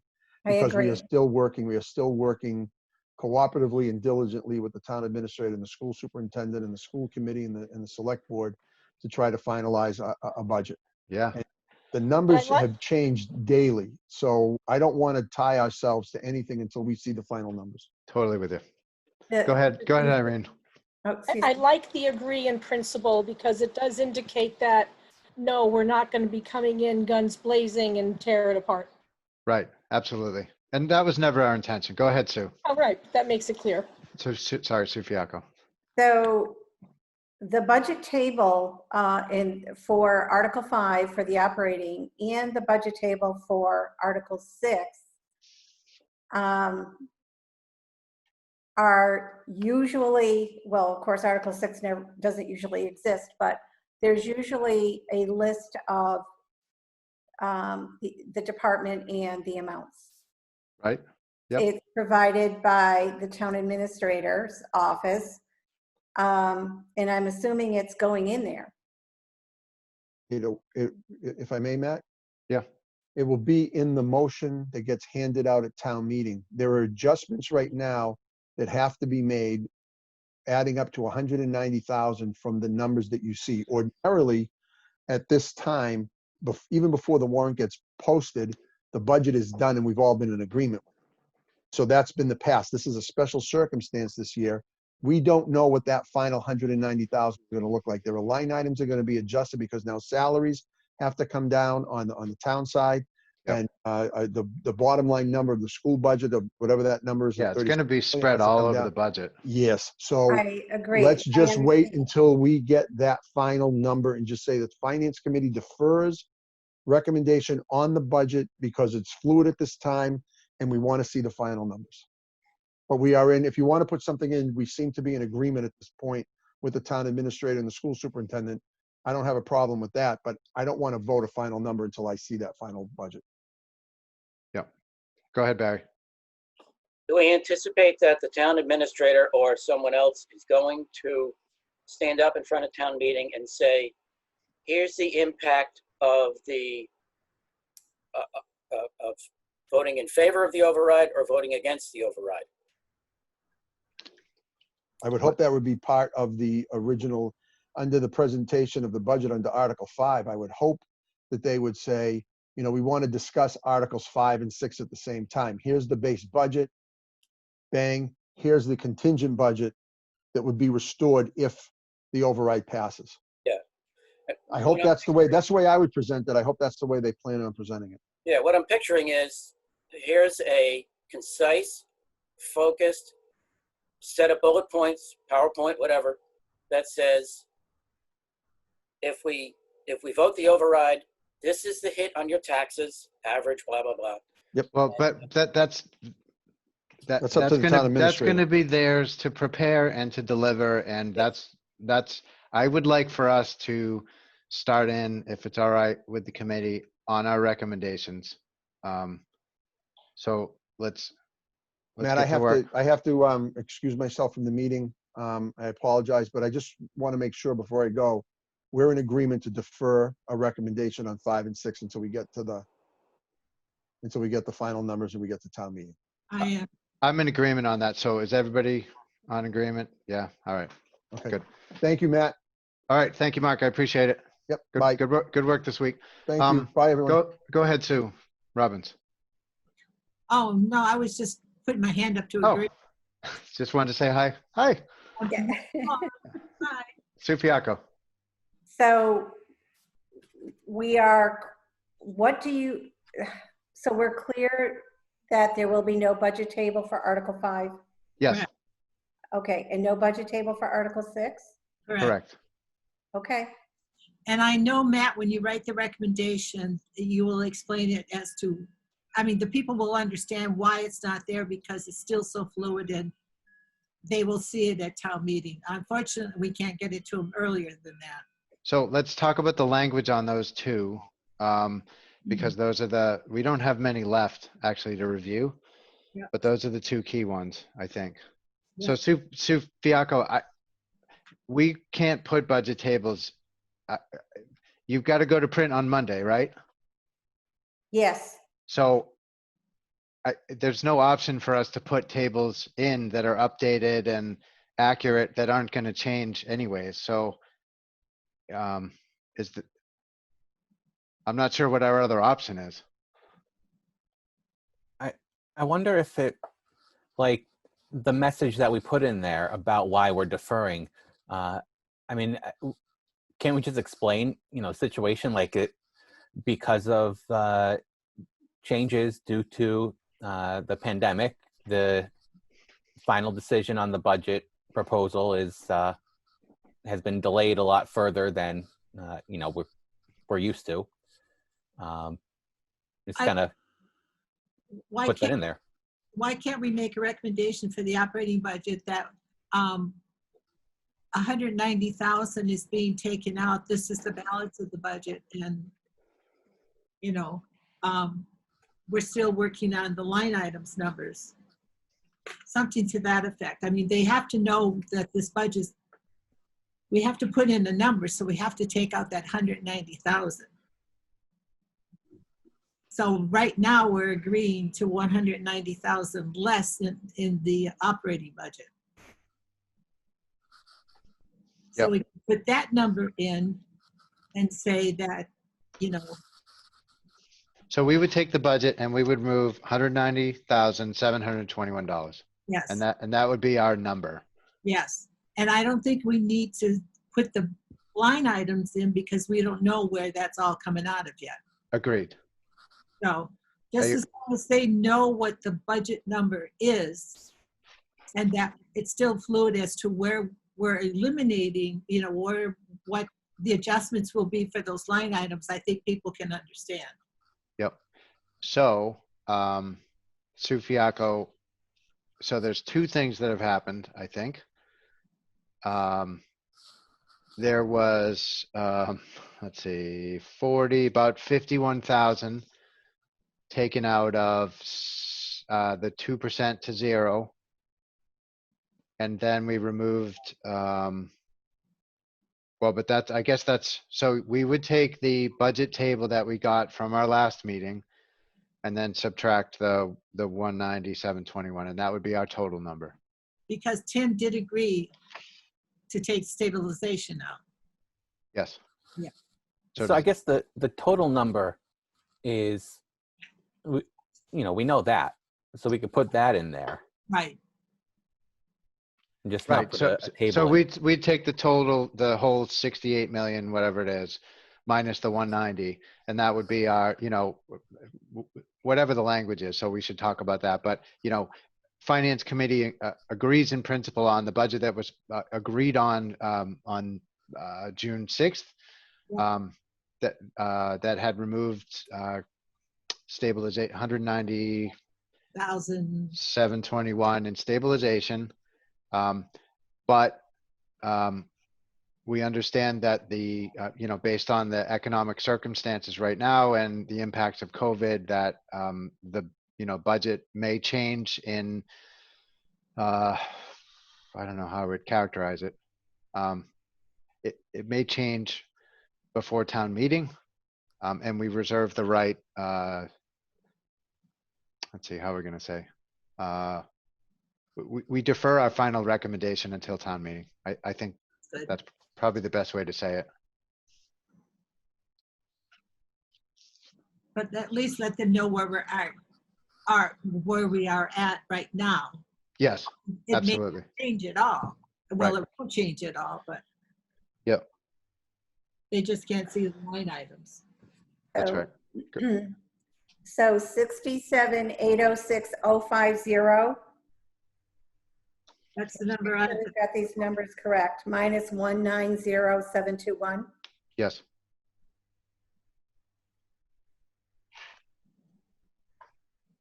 well, at least the last budget numbers I got on the email, because they kept changing so much, but it says FY20, but I don't think that's the right thing, right? It does say FY20, but I don't believe that's FY20. Number I That's just wrong. balance is 67,806,050. Is that correct? That's what I'm looking at. All right. And then minus that 190, Yep, 197.21. 67,616,050. 67616. 7,616,050.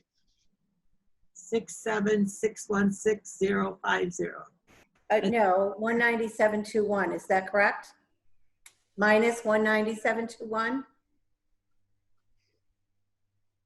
Minus 197. What are you talking about? $190,000 in 190,721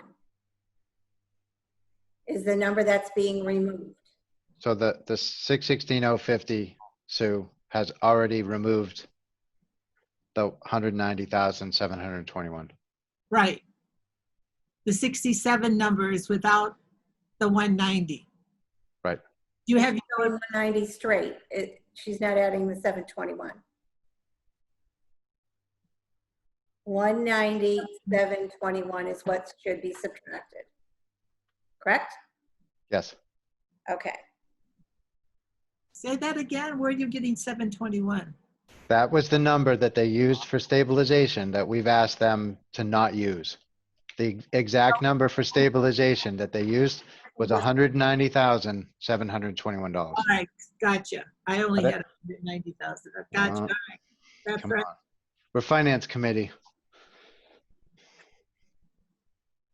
We kept saying 190, 190, and we never added the other 700. So do we Yeah. have 67615,329? Yes.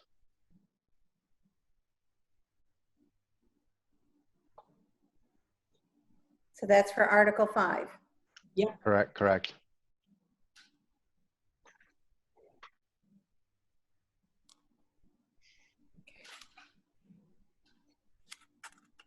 Are you writing this, Matt? I have that number written down. Yes. No, are you writing the recommendation? I can. Yep. I thought we just talked about the language. We did. So let's see. I'm just trying to, I can write it. I think it might be best to, I'm just trying to figure out the best way to do that. I'm going to stop sharing my screen here. Okay. So do you guys want to, all right, so we have that one. we have the number. All right, so that is 67, 615, 329. Okay. So- Okay, help Matt out here. What's that? I said, we're all supposed to be helping you write these things, so. Yeah. Okay. I have some wording down, but I usually don't take full responsibility for a large article like that to capture the theme or the tone. Okay. So what do we want to say as a committee? So finance committee agrees in principle Yes. with the operating budget, FY21 operating budget.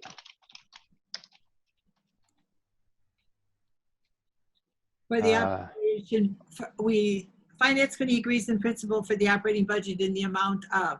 In the amount of, yep, thank you. In the amount of,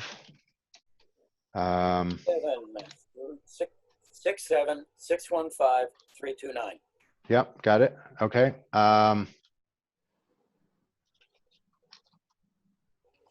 Should you mention something that this does not include the use of stabilization? I'm just going to say that, which is balanced with our expected revenues and does not, as Colleen just said, include use of stabilization funds. Okay, which is balanced with our anticipated revenues. That's good. And does not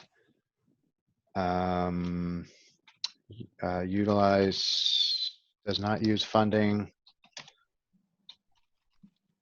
from stabilization.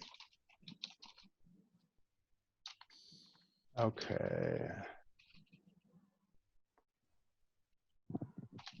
All right, Finance Committee agrees in principle with the FY21 operating budget in the amount which is balanced with our anticipated revenues and does not use funding from stabilization as agreed on June 6th.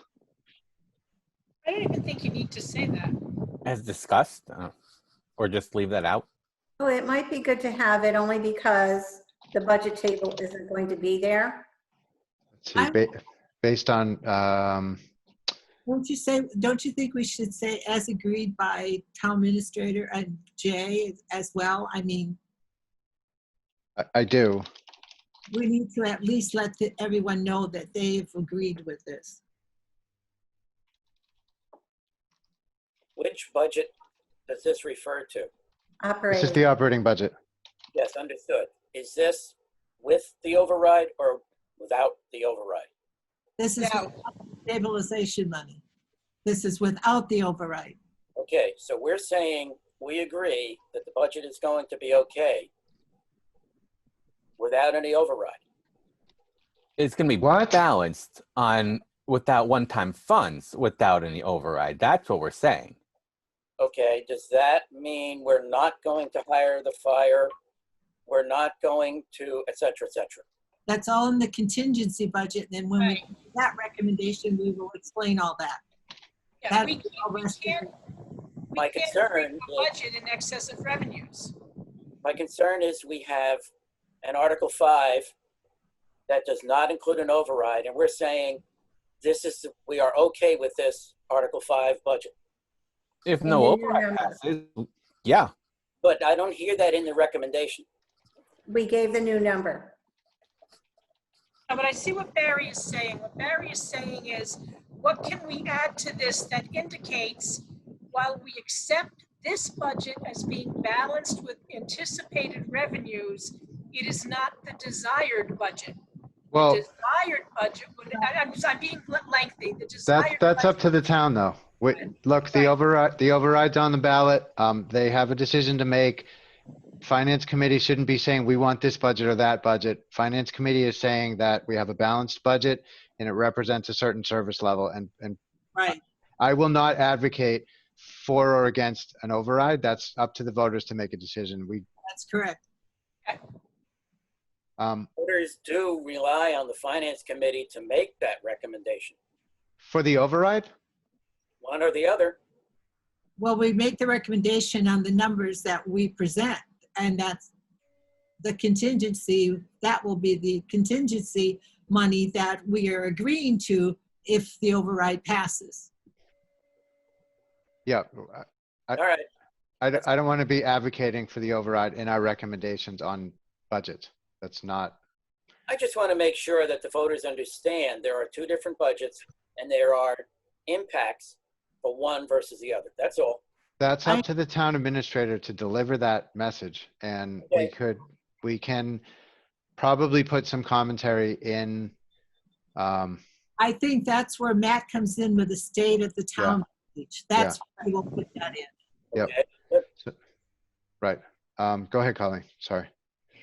So we're still working on the language for the recommendation on 5, correct? Is that what we're starting with? Okay, so I had this line maybe using something like, this is a balanced budget without the use of one-time funds from our stabilization account. This is still a working budget due to the discussion had on June 6th Finance Committee meeting with the town administrator and superintendent. We will present final numbers at town meeting.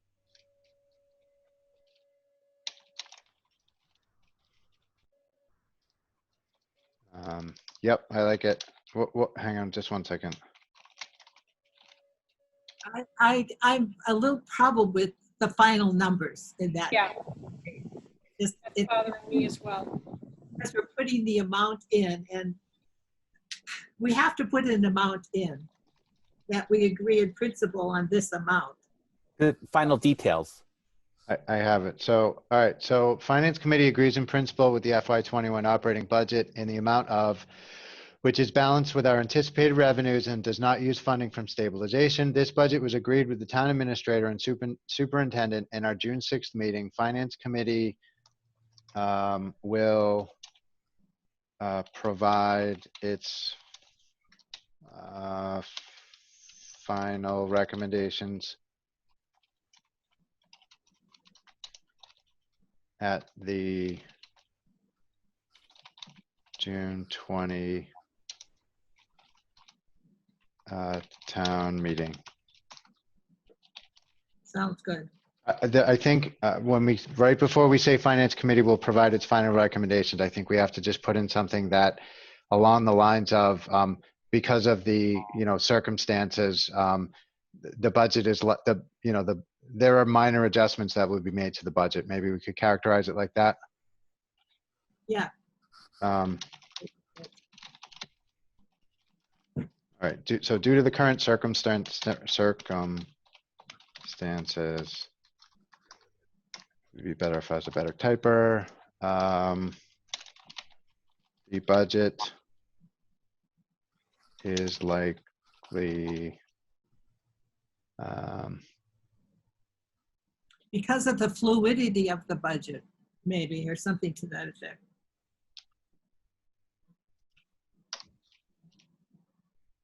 let's see, due to the current circumstances, minor changes are expected in the budget. The budget before town meeting. The Finance Committee will provide its final recommendations at the June 20 town meeting. Is everybody happy with that? I'll bring it up on screen. Share.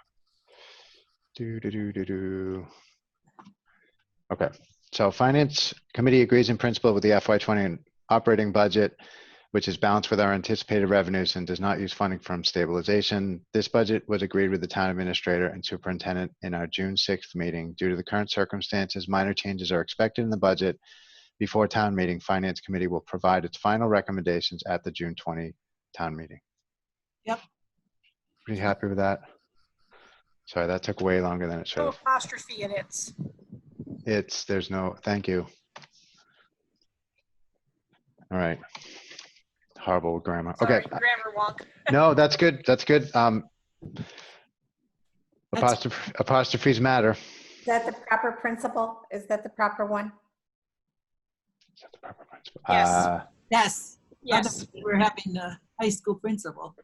No, Yeah. that's. We agree in principle. Yes. Okay, Okay, good. All right. send that over, Matt. Okay, contingency budget. What are we going to say about that one? I think I could just paste this in. So let's see. We have can I just do Q&A? All right, I'm going to stop sharing. I think that And people need to understand what the contingency budget is all about, that if the override passes, all the money listed here will be put into the operating budget for Right. FY21. Will be added to the operating budget. Something to that effect. I'm just trying to explain that we need to explain what the contingency budget is all about, so, yeah, and why we have it. okay. Sue, do you want to work on that? While we, just trying to figure out the best, we've got to go through a lot of recommendations. Sue me or Sue Uh, Rob? Sue Robbins, Thank you. sorry. We have, if you look on your worksheet, Yep, there already is some verbiage there that I've kind of put down. all right, this is annual. Annual Article 6. All right, hang on a sec. We bring that up. Does anyone have the 2014 warrant handy and looked at how they described the contingency budget then? It's not online, I just checked. I have not. No. All right, so We see. so 6. So Sue, can you put together the table based on what we voted on? Why don't you put that up, what Sue has written? Why don't you put that draft recommendation up for Article 6? And then we can work from there. Yep. While he Okay. does that, I have a question. When we go through Article 5, the town budget, it goes through line by line. In Article 6, it, as presented, okay, is that an up or down vote, or would that be line by line the same way that Article 5 is? This will be an up and down vote. That's up or down, and if we pass an override at the ballot on the 23rd, then that's how we would Right. spend the money. Okay, so if anybody wanted to change any of the line items in the contingency, it would have to be by amendment. Yep. So the recommendation, I think you have to find the recommendation, Matt. Sorry, There you go. struggling. Okay. Okay, finance, Recommendation is basic. It is. so I don't know, all we have to do is change the numbers, really. The finance committee recommends for Article 6 in the amount of 900, whatever it was. This article funds the above listed items in the FY21 operating budget contingent upon the successful passage of 2.5 override for the fiscal year starting July 1st, 2020. I think that's all right. I don't think we need to add more. Because the people that will speak for it or against it, and I would like to think the people speaking initially for it will explain, if the override doesn't pass, this doesn't happen. Well, I think Matt will be addressing that in his State of the Town message as well, though, because he will put in his speech and you will see a contingency budget and he will explain a little bit then. So I think this is good. I agree with that. So what is the number? 909. I lost my page. I need to hear it from you guys.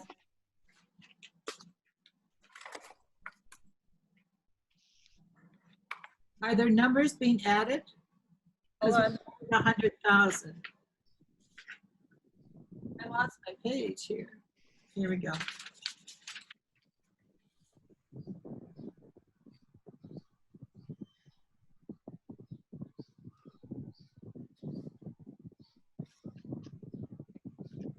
Is it 909-121? So no, we made some adjustments to this because it's close. We had another 100 grand. I can't present and also write down all of this stuff as we're talking about it. So I don't have the numbers, but Sue, what did Mark give you? What did we pass when we took the friendly amendment? We added the highway back in. What was that number? The friendly number did not come through. The Okay. friendly amendment number did not come through. that was 100,000. Go ahead, Colleen. So it's still 909,121, and the wash was we took 100,000 from cruisers and gave it to highway. So the number never actually changed. It's just what it got appropriated to. Got it. We're 112. I thought Tim said the cruisers cost 45,000 a piece. So $12,000 are for equipment that was already in there, and it was just going to be 100 going towards cruisers. All right. Yeah, that was the original ask. Right. So 12,000 still for police equipment, and then 100,000 goes towards highway. So Yeah. it's still 909,121. Correct. Yeah. Yes. still not happy about the cruisers, but it's a COVID year. Yep. And presumably those will return to the budget in the capital plan the year after? Well, as far So- as I see, he has it there, but you Yeah. never know. All right. All right, so 6 is done. That's good. Yep. And 5 is done too. Okay. So do we want to just go through all of them? Yes, real quick. All right. This is the wrong document. Well, why don't we just do annual as long as you've got it up there? I do. All right. Let me get to the top. Okay, you're going to start with the annual? Please. Okay. All right. Recommendation. So Article 1. Oh, we've got number changes, don't we? Becca Sue, sent- what did you say? Did Becca send something out for changes for Article 1? Or Yes, that- she did. Whew. We got Matt. I know. That there would be changes for Article 1? Yes. Article 1 in the special. Oh, I thought we were on the annual. We are. Sorry, I got confused. All right. Article 1, peer reports. Yep. We voted on it, and that is our standard response. Fine. All right. Good. Okay. Article 2. So that was all in favor. We're appointing Bridget Weber as a trustee. It's good. Good on that. Okay. Article 3 is Blackstone Valley. So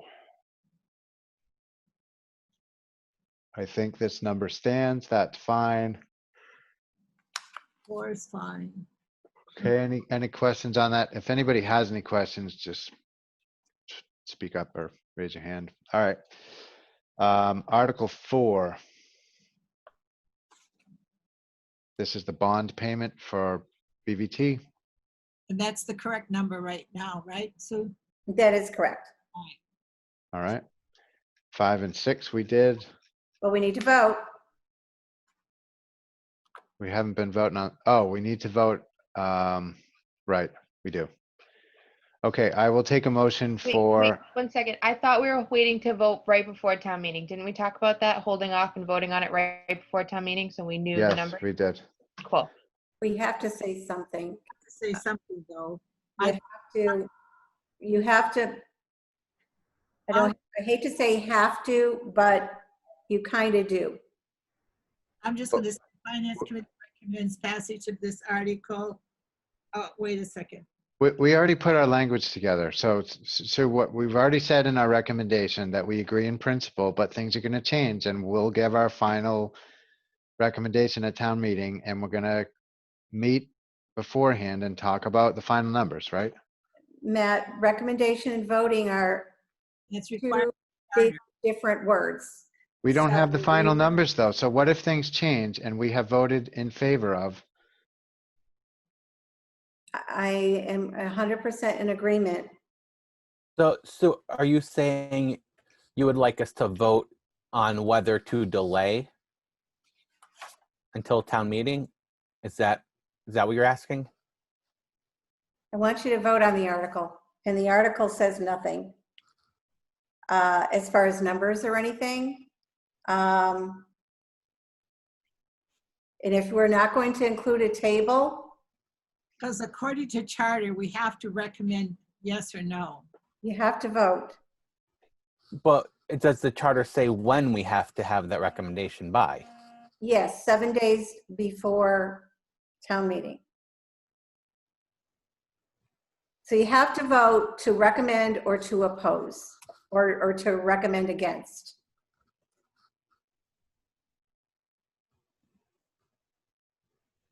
And there is no number on Article 5 in the warrant. So I think that we can carefully craft the wording to indicate what was just stated, what Matt just wrote down. But, you know, just technically, You're on mute, Irene. So we would That was a we would very rec- demonstrative commentary there, though. Go ahead. Okay, so we would vote to recommend passage of Article 5 in the amount of, and give our amount that we are recommending. correct. And then the recommendation says, in principle, we agree to this. Right. There you go. But we give the number. So we recommend Article 5 in the amount of, and give the number. Yes, because we're not opposing or recommending anything that the warrant doesn't say. Right. Okay. And then the recommendation explains. Right. Does that sound contradictory, though? We agree in principle, but we're recommending in principle? I don't feel super comfortable Why voting on a budget that's not done yet, but so you're absolutely sure we have to take a vote on this? Absolutely. Okay. I don't think the charter says that we have to recommend for or against A vote everything. is for or against, unless you're going to pass it over, which you're not. Right. Charter says that we have to recommend these warrant articles. We Up do. or down. So, okay. So we just recommend in principle the amount. No, Finance, I mean, You know, excuse me, I'm sorry, if you don't mind, how about if you vote on the concept of a balanced budget for FY21 and not give a number? There is no number in Article 5. So we recommend passage of the budget without use of stabilization funds. Without use of one-time funds, just to be more general about it. I don't want to put that in there in case there's grants or something in there for revenues. We want to be specific. Our objection was to the use of stabilization. Well, if That's very specific. but if Or you'd free used cash. free cash, we would have objected to that too. And we can So- say free cash or stabilization. so yeah, I But I think, don't want to limit them in case there's a grant. For example, let's say we get that SAFER grant. I think that's That's a great one-time idea. funds. yeah, so let's see. you want- I guess I would feel comfortable with a motion with an amount on it that we just agreed on. And to just mention that it's a balanced budget, that it's this amount, and that it doesn't use stabilization. That could go in your recommendation. That could be another part of the recommendation. It's already in the recommendation. Okay. So, Can't we just say we recommend the passage of this article in principle? recommendation of a balanced budget for FY20, operating budget for FY21. Can I ask the deputy moderator? All right. I'll take a motion. Matt, take a look at the comments in the question and answer section. Thank you. Comments. All right. I can't see Q&A. All right, here we go. Okay, comments. In principle. Charter says, file a report containing its recommendations. Yeah, the recommendation does, Actions. what?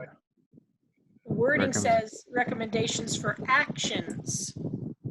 That's right. You have to vote. It has, page 15 of the Grafton, Mass, blah, blah, blah, has the 2014 town meeting warrant articles. So if we want to copy language, it's going to be there. Your number was agreed upon. We're not totally, we have in all our numbers in our budget line item. It has the town meeting warrant articles. I'm assuming it has the recommendation language also. I haven't checked. We I feel, have not voted a number. I feel comfortable with our recommendation at this point. Our, Argue because you're explaining it. we're good. Okay. So I will, I move that we recommend passage of this operating budget in the amount of whatever that number is. 67 something. What is it? so it is 67,615,329. Right. Do I have a second? Second. Second. I have a motion and a second. Any discussion? All in favor by roll call. Robbins, aye. Cool, aye. Roy, aye. Kusher, aye. Smith, Often aye. The Once motion and I. passes. Do we have, is Eric here? He is. Okay. Do you see me? Yep, we can see you and hear you. Good. Do you want us to see and hear you? All right. At times now. I will take a motion on Article 6. Do we have an amount? I move that Finance Committee recommend passage of Article 6 in the amount of 900 and, We do. is that 9,121. 900, 909, 121. Second. I have a motion and a second. Any discussion? All in favor? Robbins, aye. Cool, aye. Roy, aye. Kusher, aye. Barry, you're on mute. yeah, I had a question. Smith, aye. Swenson, aye. Often aye. Motion passes. Okay. Do we have anything else to vote on? Oh, yeah. Gary has a question. Go ahead, Barry. Did we just vote on a budget of only $900,000? 909121, I believe. Not That was the contingent budget. That's the contingent, not the operating. okay. Never mind. If this passes, it gets put into the operating budget, which will raise it up. Never mind. All right.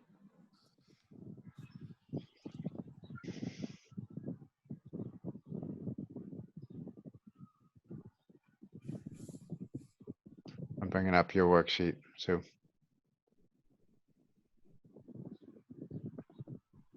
Okay, now I'm going to share.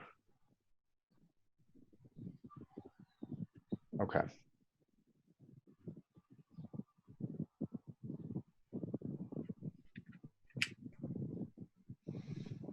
Right now you're in the, oh, there you go. So Article 1 we did. Yep. Article 2 we did. 3, 4, 5, 6. 7 has been voted. Yes, Uh, please review the recommendation. All right, so hang on a second. Sorry, let me share my whole screen. Okay, so this isn't possible. All right, we're on 7. Okay, the recommendation for 7 GCTV budget recommends a passage of Article 7 written in the amount of $320,000. It's the same as last year. Yeah, You just have to review them. I'm sorry. no, it's fine. Any questions on this one? Okay. Article 8 is capital. We need a vote. I don't know if that number is right. Did Becca sent out those annuals? Sue? Remember with all the red lettering? Yes, I have it. This is the recommendation that was sent to me by Matt, the bottom one. No, Matt, would you just check? Hang on a sec. Notes with Becca. Hang on a minute. I got it. So Article 8. I'm sorry, it's not the bottom one. It's the one. What? This is what Becca sent through to us. This proposal is for 1.25 million for various projects, 321 to be closed out from previous articles. Towards the Um, cap. Okay. yeah. So that's what I based my recommendation on, With is the the notes. Whole number. Okay. Got it. All right, we good on that? All right, so 1,016,042. Is the balance of free cash? Yes, I apologize. So the 794 plus the 331 is the 1.12, yep. Okay, right. So we could do like,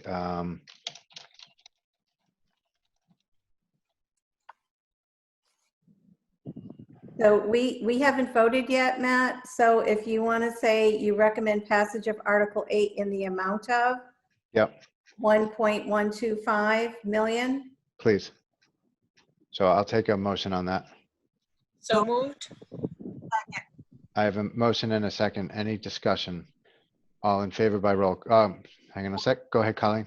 Sorry, did you want the exact total where, like the $470 at the end of that number or no? Is that, I can't see it.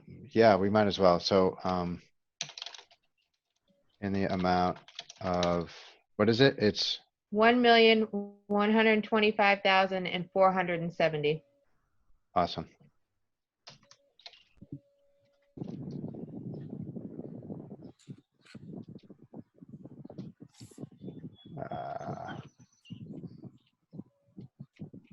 Okay. Okay. Any additional discussion? All in favor by roll call. Robbins, aye. Well, aye. Roy, aye. Pusher, aye. Smith, aye. Swenson, aye. Off tonight. Motion carries. There's some editing that is needed in that article. There's some editing that's needed in the article. You need There's to- articles, transfers to some O, Okay. small things.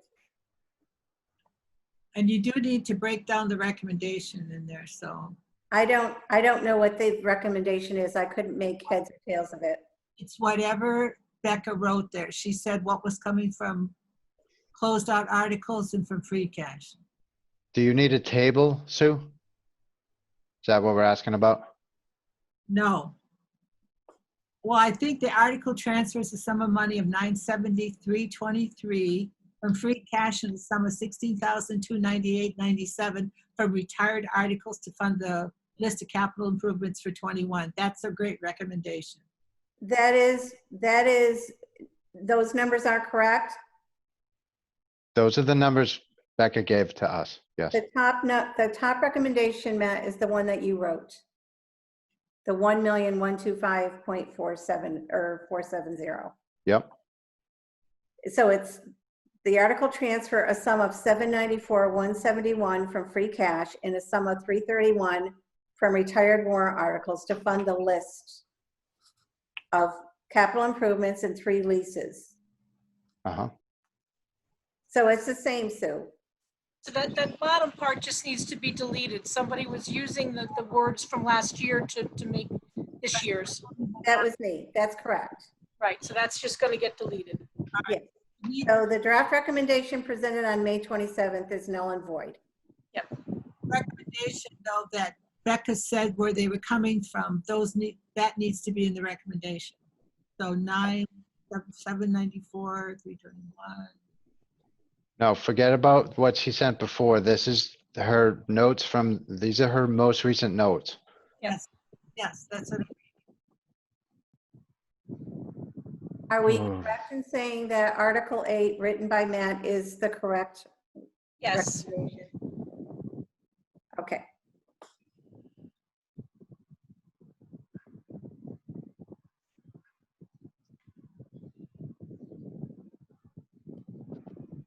All right. Well, hang on a second.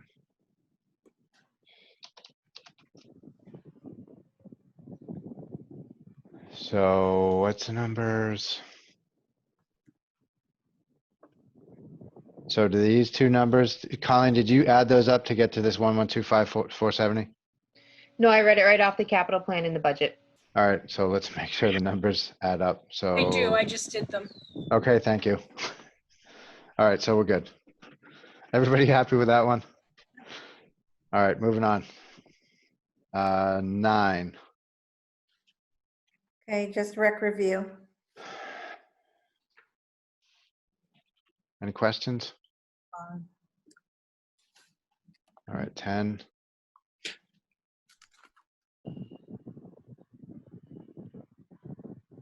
Any questions on that one?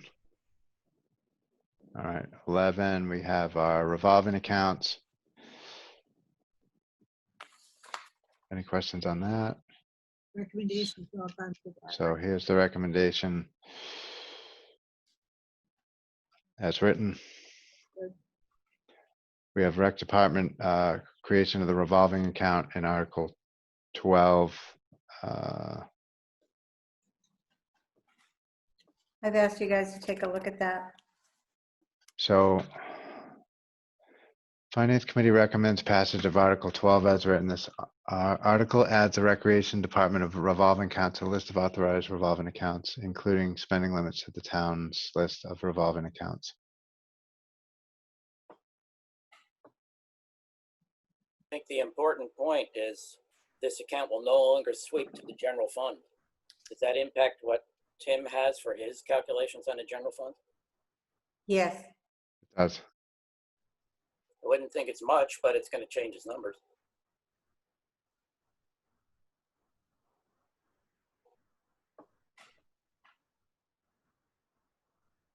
Recommendation looks fine to me.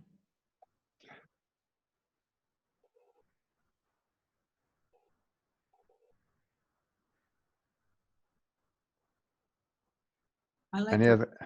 All right. Any other questions? So Sue Fiacco, you had, I think, some commentary on this, right? I did. This is for the build for an additional person for the part-time, another half person for part-time, excuse me, another half person for recreation. Yeah. I just was wondering if this is not the climate to do that and to keep the money in the general fund. And it Which was about, part it was for me about, to it's say? about 26K, I think.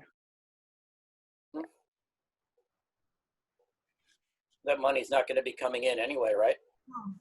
But Right. once it's set up, it's set up. So it doesn't get 26,000 put into it. It gets $3.12. It does for this year. What's the issue, Sue?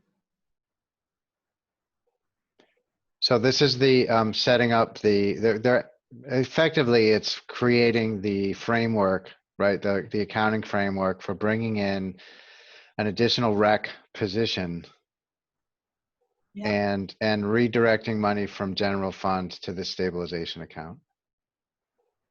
It's not a stabilization account. It's a revolving account. Sorry, revolving account. So currently, when people pay their beach stickers and they sign their kid up for swim lessons, it goes into the general fund, right?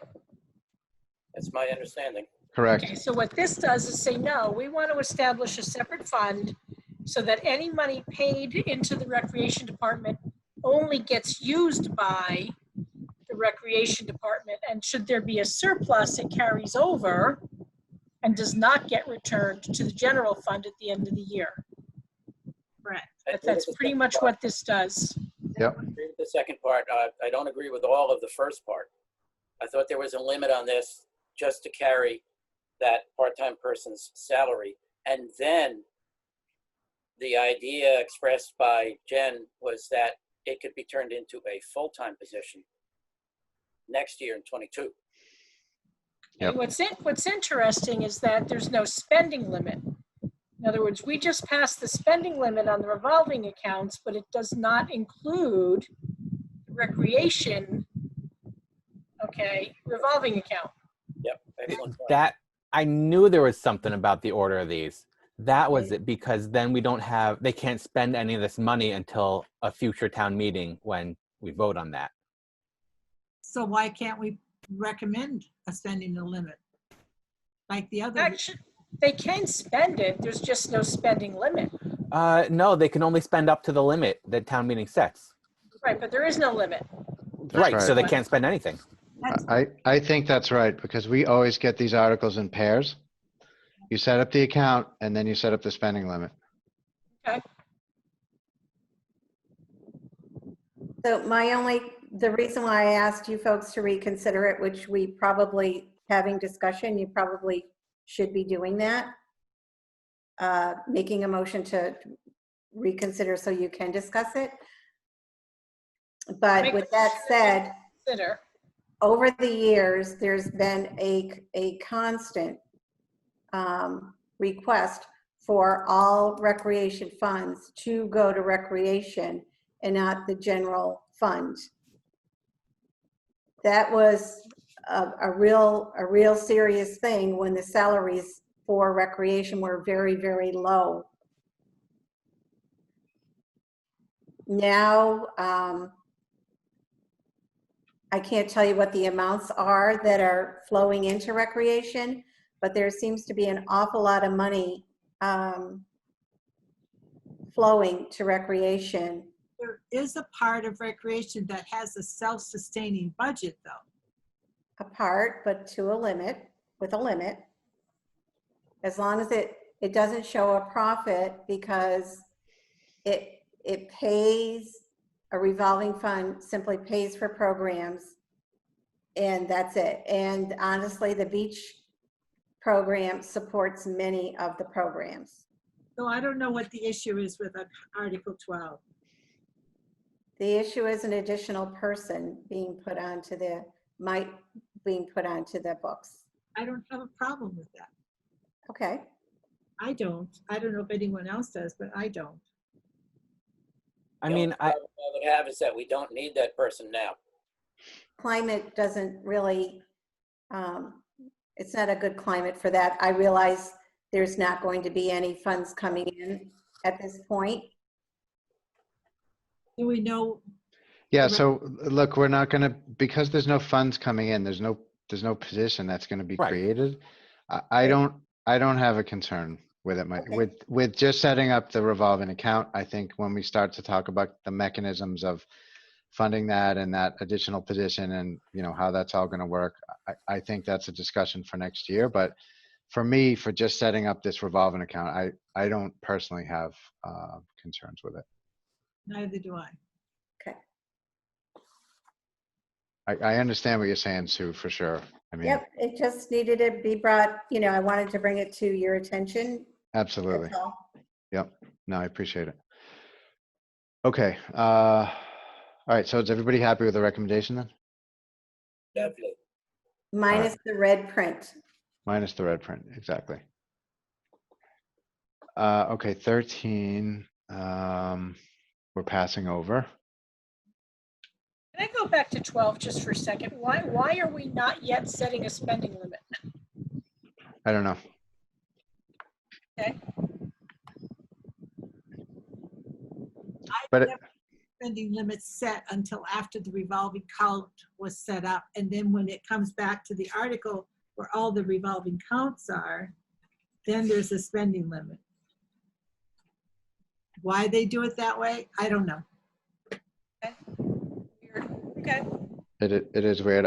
Yeah. I thought what I've seen in the past, and I think we saw this last year with the revolving account for, I think it was sewer, is that they did create the account and then set the spending limit in separate, but you've got to create it first and then set the spending limit. I'm not sure why they didn't do that one for this one, so I can ask about it, Irene, if you're interested. Yeah. Okay. I contend that in municipal accounting, sewer being an enterprise account can almost do anything they want, but setting up a revolving fund would be up to them, wouldn't really be up to the rest of the town. This one approaches being a special revenue fund. Maybe that would be the better way to set it up. But that's up to the town accountant and those guys. Yep. A little wonkiness there. Okay, cool. All right, 13 we passed over. 14, any questions on that one? what is that one? 14 is, oh. Treasure um, collector. Yeah. Borrow money, yes, please. Okay, any questions on that recommendation? Very good. Matt, Unemployment, Matt, yeah. just a Uh-huh. quick question. I need to step away for 2 minutes. Does anyone else need a bathroom break? Do you guys want to take 5 minutes? I actually have to go at 2 o'clock, so, Okay, power through. I'll be back. well, I mean, we're not going to be done by 2 o'clock, so I could just go. It's up to you, Dan. Unless you want to continue with recommendations, it's up to you. But we've still have a quorum, so we can still go. All right, so Article 15. This is unemployment. Any questions on this recommendation?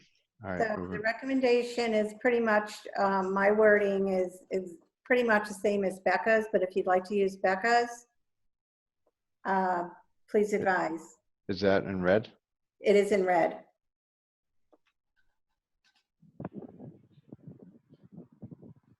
I like that one better. You like the red one better? It explains a whole lot more. Okay. Well done. Okay, so we'll just, yeah. All right. And that gives the fuller explanation. Yeah, it's good. Okay. All right, good. Yes. Oh, Dan, which ones did you do? The 2 CPC Super Park articles, I think 33 and 34. Let's Yep. go to those while you're still here. So we can beat you up, Dan. 33 is a little long. Okay. Put a lot of details in. All right. Finance Committee has several concerns. The scope and price of this project have ballooned far beyond the original plans from 2015.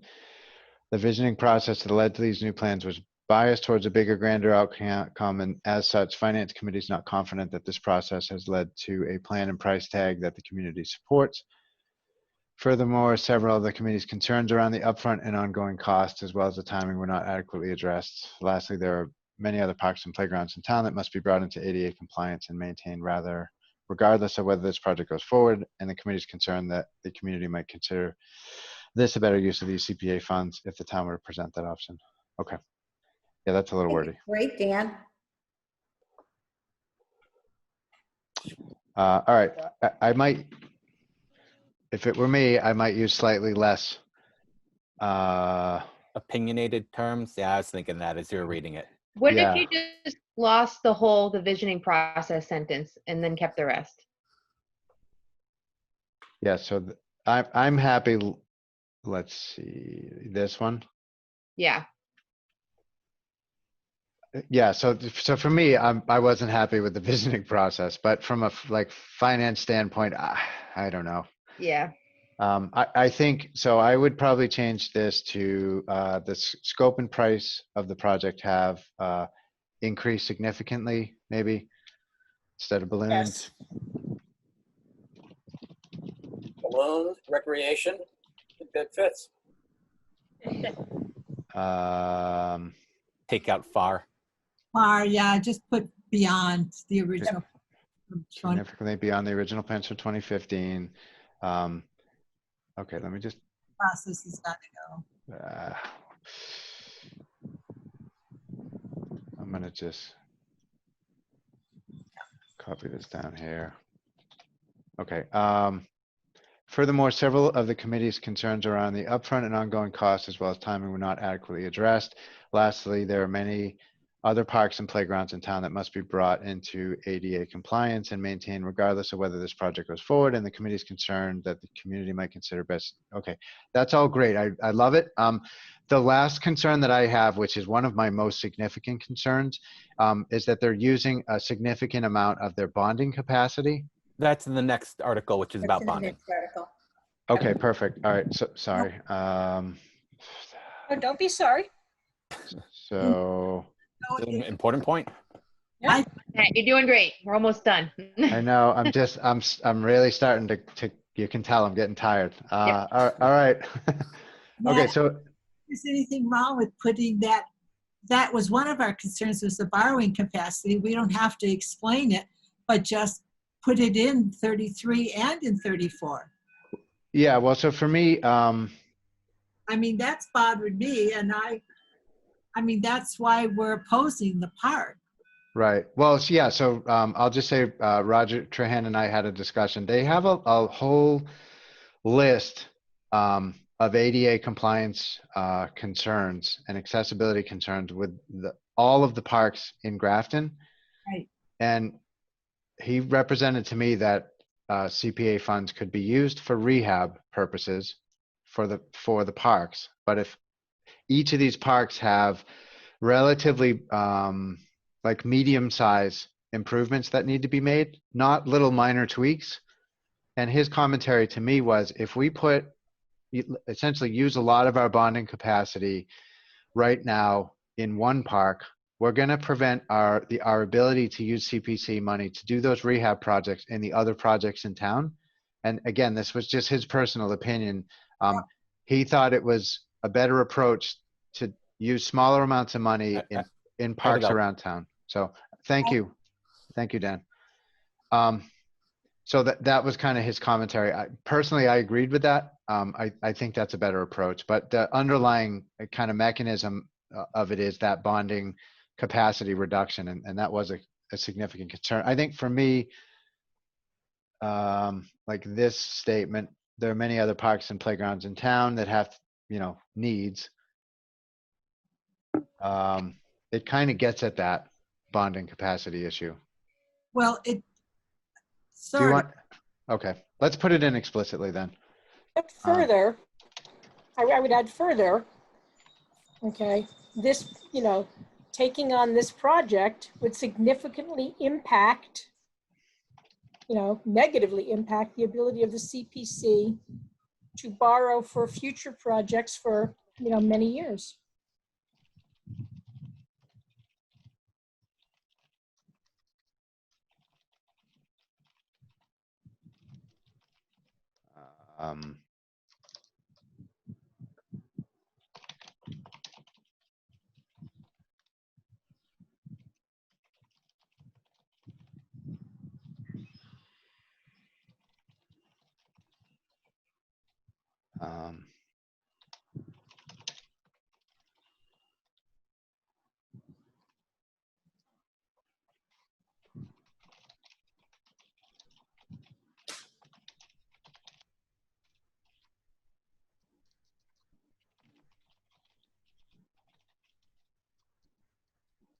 I wouldn't say such as, I would just say other projects. Well, it'd be for 8 years, right? Right. Other community preservation projects?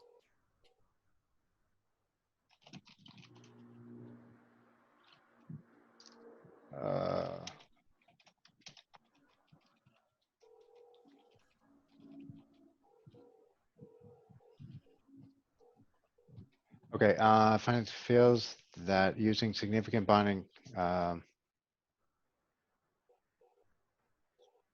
significant bonding limits their capacity, or limits the capacity of borrowing. Finance Committee feels that using significant bonding capacity, if this article were passed, would prevent other, that's fine, that's good. okay. Is everybody happy with that? It's not great, but. Well, it's fine. It's No one just, listens to us anyway, so. So Matt, are you going to send this document that you're writing to me? Is that what you're doing? I can, yep. Okay, I know you're trying to keep up. Sorry. all right, Yeah. okay. So we've eliminated that. We're taking this out. Yeah. Please. All right. Finance Committee feels that using this bonding capacity, if this article were to pass, would prevent other projects requiring CPA bonding capacity for 8 years. Yeah. That's pretty good. Can we get rid of it lastly? Because then there's another point after that, so it's not really Oh, last. yeah. Yep. Thank you. Okay. Many other parks and playgrounds in town that must be brought into ADA compliance and maintained regardless of whether this project goes forward, and the committee's concerns that the community might consider. I would say right where it says finance committee feels, change that to believes.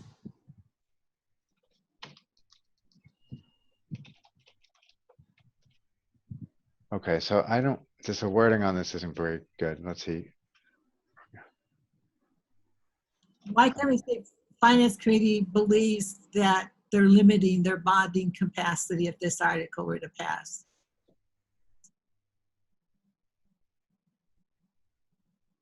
I think it's fine. I think we're overthinking this one. There are many parks and playgrounds in town that must be brought into ADA compliance and maintained regardless of whether this project goes forward, period. Yep. The committee, I don't like this next sentence. The committee is concerned that the community might consider this a better use of these CPA funds if the town were to present that option. That's just confusing. I don't understand it. Well, what he's trying to say is that the town might think it's better to invest in other parks rather than in this one. So what?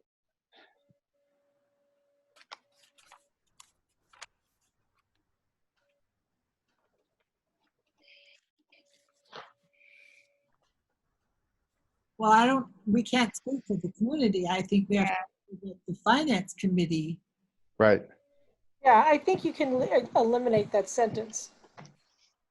Okay. There are many other parks and playgrounds in town that must be brought into ADA compliance and okay. So what we could say is there are many other parks and playgrounds in town that must be brought into ADA compliance. And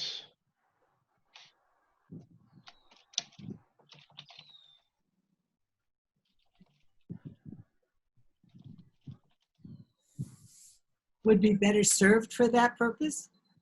let's see. And CPA funding would be better served for that purpose. Problem is that's making a prescriptive statement. Aren't we trying to avoid that? That's how we feel as finance committee. That's our.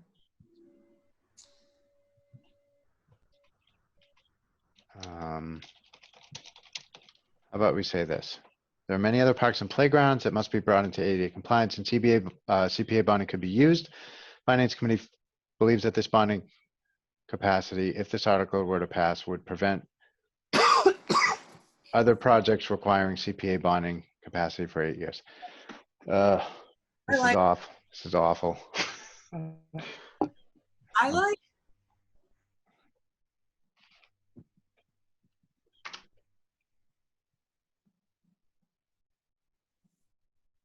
Okay, so Matt, I would write passage of this article. I don't know if we have to mention the other parks at all. The reason for doing that is because it's one of the big arguments they're going to make about this park is it's going to be the only one that's ADA compliant. It's the one all-inclusive that everybody can go to. We need to make clear that whether they do that or not, the other parks have to be brought into ADA compliance. Once that happens, you have eliminated one of the big selling points for doing this big park. But then Tim said that the money he's saving, he wanted to start. Oh, right, which is good. And I want them all done, but I'm just saying that's why it's important to mention the other parks. They're not going to get done. There is They're not. not going to get done this year. There's not. Well, even if we had 1,000,000 years, they are not going to get done with the amount of money that's available from the savings from not opening the beach. When I was talking to Roger, there's several $100,000 of, I think he said 600 grand that needs to be invested across the town in that ADA plan. So they're going to go around the edges maybe a little bit this summer, but they're really not going to do anything substantial. I understand that, but that's going to be thrown out there as an argument against this, even if it is a great deal of money. But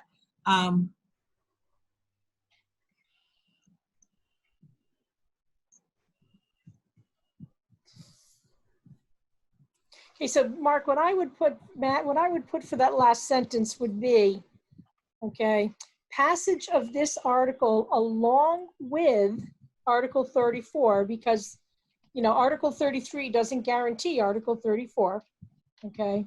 So passage of this article along with Article 34 will tie up, okay, will tie up the CPC bonding capacity for 8 years.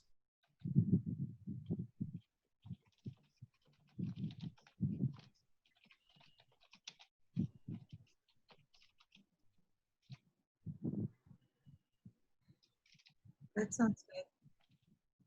Back along with Article 34 will constrain CPC bonding capacity for 8 years.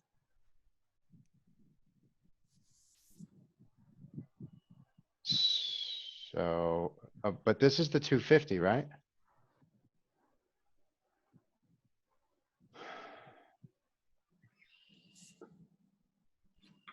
What is, what's Article 33 is the 250,000, right? Yes. So that doesn't have to do with bonding capacity. No.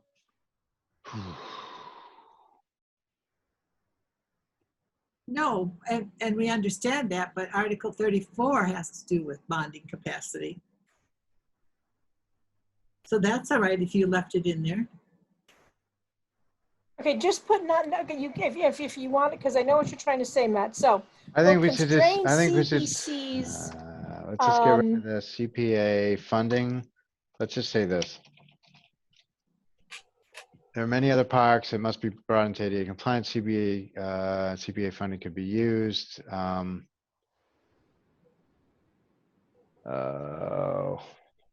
Okay, I don't know if I can do this anymore. Sorry, having a little bit of a meltdown. Can somebody else present and do this? It's difficult for me to,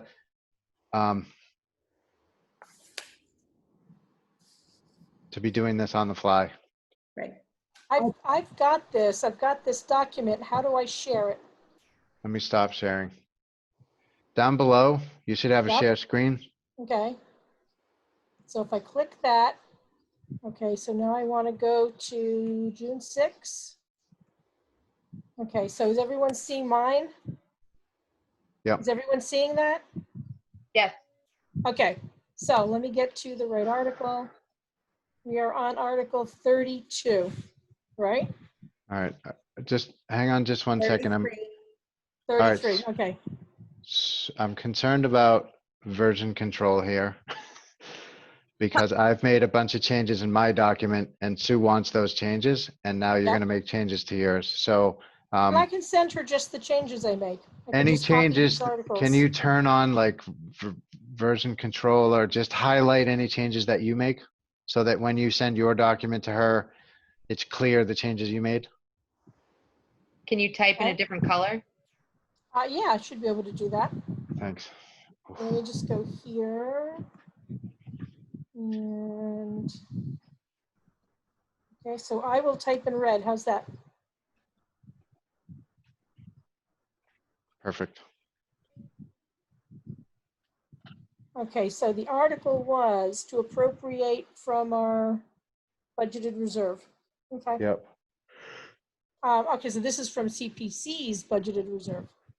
Correct. Okay. So recommendation, we recommended against. Okay, hold on just for a second.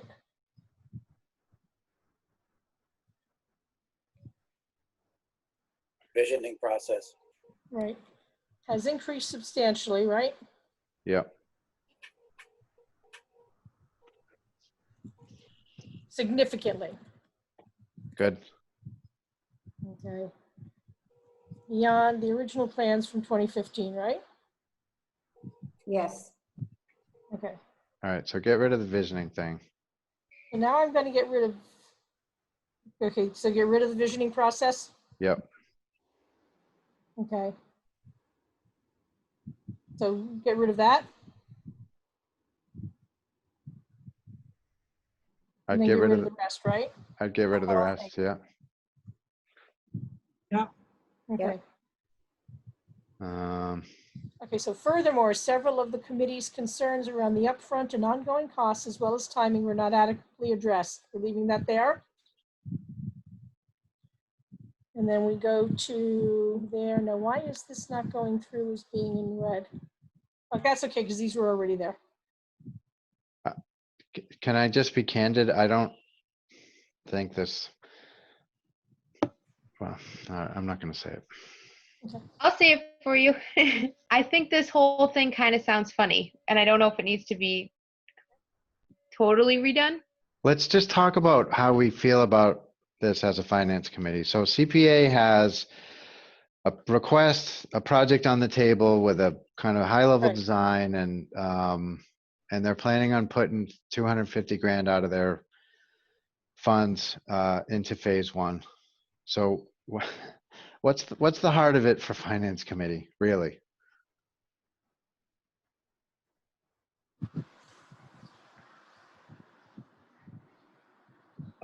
One of my concerns for this particular one and 34 is that we've had previous articles that would take money away, and then you couldn't spend these funds until you raised that 241. So that's a concern for me. And we've got multiple articles that take money from the super park. So I do have some questions about the community support for this project based on the fact that we've got 2 citizen-led articles, 3, but sort of 2, that take a portion of the funding away from the park. And to me, that's a kind of a signal that maybe we don't have broad community support that we want for this project. So that's one of my concerns. Other than that, those really for me, from a finance committee standpoint, that's all I'm concerned about. I'm concerned about if those previous articles pass, that we're going to have CPA money sitting around because it can't be spent until you do other fundraising. And I guess I am concerned about the increased scope and cost. So those are the 2 concerns that I have. I'm going to grab some water. I'll just be back in a couple minutes. Okay.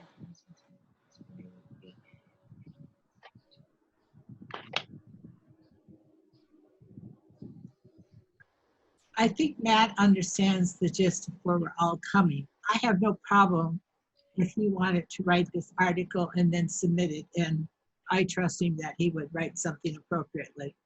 It's hard to write with so many people. I'm not sure if he has the time, so. Yeah, it's What? I'm not sure if he has the time between now and tomorrow night. Okay, CPA is, its purpose is to do those projects for which really pretty much you would not do because there are more important things. So we take 1.5% of your property taxes and we set it aside for these community preservation things, historical, recreational, etc. However, in this case, we're looking at an override. Finance committee sees that we're looking at an override and we're saying, you know, maybe this is not the time to invest in such a large, potentially $2.5 million project. Maybe we should hold off. I know they've had to wait before. Maybe we should hold off now because the project is just ballooning out of sight. That's all. So my 2 cents is I would vote against this article.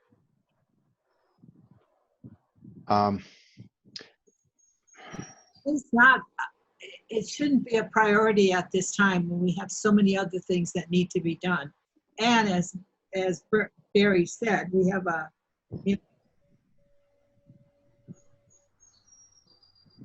Lost you there.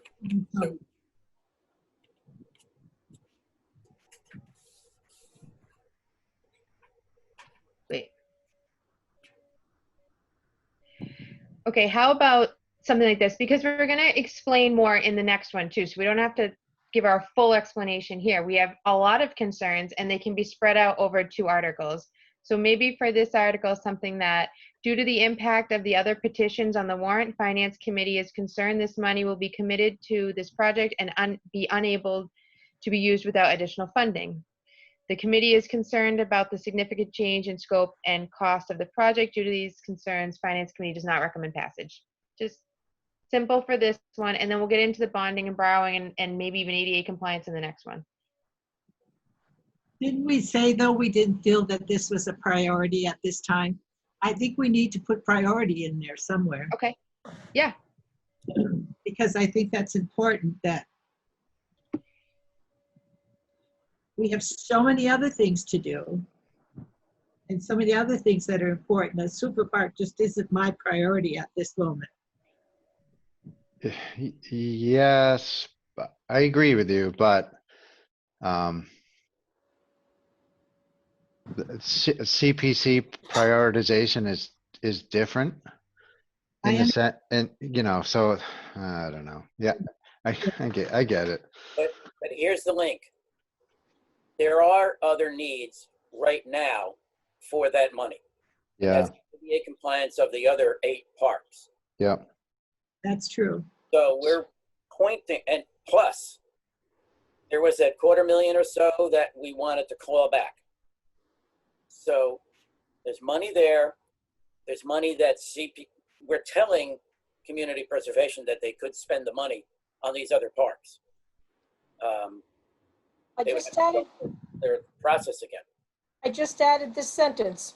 This is not the time to be investing in such a large project and constricting the ability of CPC to address other needs. Nicely done. I think that's fine. So You one of their huge arguments is it's never the right time. So to say this is not the time, I don't know if there's a different way to say that. But look, Finance Committee we don't have to address all of the arguments. We just need to have the Finance Committee's perspective on this article. So let's, as much as we can, let's kind of not think about all the arguments and how this, like, Finance Committee's recommendations are going to play into what's going to play out in town meeting, because any possible, there's going to be a long discussion about this, and I think all of us know what the mood in town is. And I personally think that the vast majority of people have strong feelings on this already. I agree. And other than our actual recommendation, nothing we say explaining our recommendation is going to change anyone's mind. I agree. So I'm with Sue Fiacco. We're overthinking these. Let's keep them simple. We don't need a lot of verbiage. We just need to get to the point. Okay, so Sue, do you like this one? Finance Committee has several concerns. The scope and price of the project has increased significantly beyond the original plans from 2015. There are many other parks and playgrounds in town that must be brought into ADA compliance and maintained regardless of whether this project goes forward. This is not the time to be investing in such a large project and constricting the ability of CPC to address other needs. Sounds good to me. All right. The only other thing I wanted to just bring up is I do have a concern about the ongoing maintenance, and I have not heard a satisfactory answer to how much this costs. What I hear every time it's asked is the park is being designed for low maintenance, and that, I'm sorry, it's just not specific enough for me personally to really, because I heard the same thing with the library. They said, we're going to design the library so that it is going to not require any additional staff. And lo and behold, 2 years later, Beth comes asking for additional staff because of the expanded library and their needs. And we do this every time we build infrastructure. So that's a concern of mine. So can you add that after in such a large project with unknown maintenance and upkeep costs? Perfect.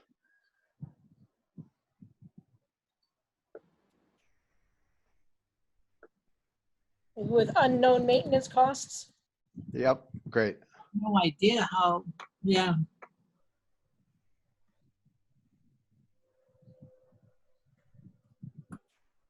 Got it. But I want my water park.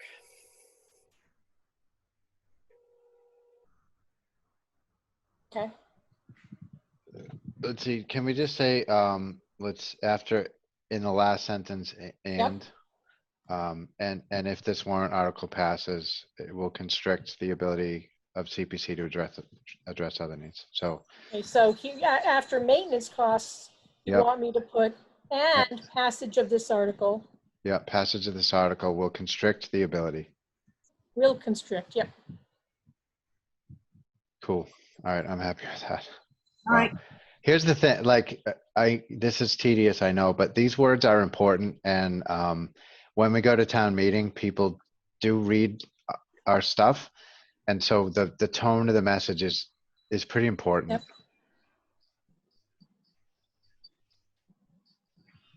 I wish we had another day to review this because I would, Yeah.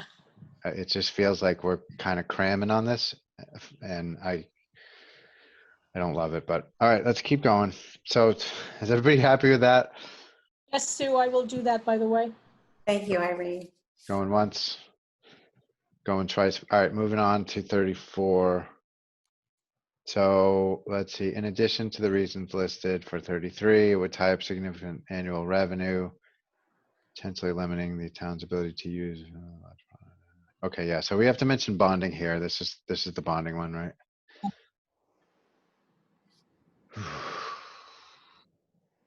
And they're bonding for 10 years, so. Yep. How about after CPC's annual revenue? So hold on, see, here's where I have to put my font thing in. Okay, and bonding capacity? Yeah. Well, it wouldn't tie up their annual revenue, would it? Because that's just a one-time deal, the 250. So we can just put their bonding capacity. Yeah, We'll tie up the CPC's bonding capacity. correct. Yep. And it's not potentially limiting, it's just limiting. Yep. I really didn't love that commentary about the whole, 50% is just an internal policy. It's either, what are you going to do if you get it potentially another project? Are you going to use up more bonding, more of your capacity by doing more bonding or not? It's, I don't know. Okay. Matt, a bond of 700,000 over 10 years is actually going to cost us what, about 800,000? Yeah, it's about 80 grand a year. That's what I heard. Okay, Yep, that's what they said. that's a lot. Yep. So Colleen, we what could up? put this also adds to the cost of the project. Right? It always, everything when you borrow adds to the cost of the project. Yeah, that's true. Okay, I'll leave that out. That's my main concern with this bond is really the capacity thing. Right. For me. Colleen, did you have any, you said you had a bunch of concerns on this. No, what I was saying is that in the last description, recommendation, we were trying to cram it all in that one. I said, we can spread it out over here too. All right. We're going to mention it here. I'm pretty happy with this mix. I think based on the mood in town, that this park probably isn't a goer. So if That's who they get to show up. right. So I think I'm happy just leaving it as it is. I mean, I agree with you, Matt. I think the mood in town is against it. The question is, what is the mood of those people who will actually show up and stick through town meeting to the end? Yes. Right. All right, so what else do we need to do? I know Article 30 there's a spelling mistake if we're just jumping around at this point. Where are we? Article 30? Mm-hmm. 30, are we going to go back to Article 16? Let's go back to 16 and then let's continue up to 33. Sounds good. I just wanted to talk about the Super Park ones because Dan was here.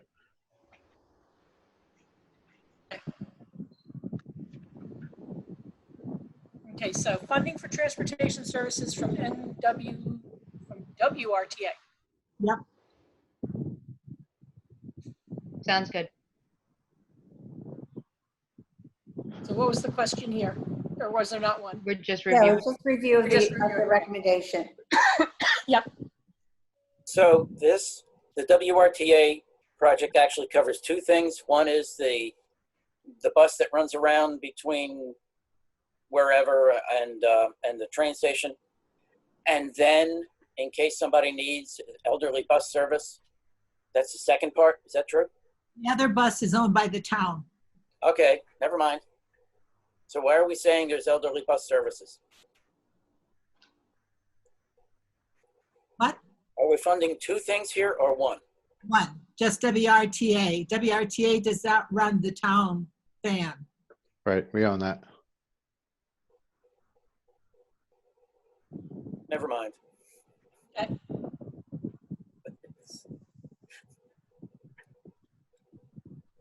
I mean, we just authorized them to fund the. This is what we usually recommend every year, so Yep, just trying to understand things. that's fine. Okay.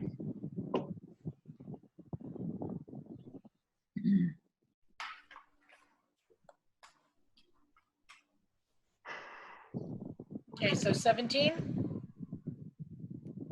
We're gonna have to reconsider this, right? I don't think we have to reconsider it. I think we have to change our wording in the recommendation. We voted against. Why do you want to reconsider that?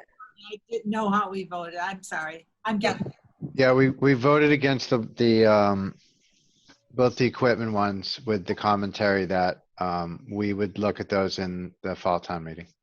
all right, Okay, but we also put it into the contingent budget, correct? it is.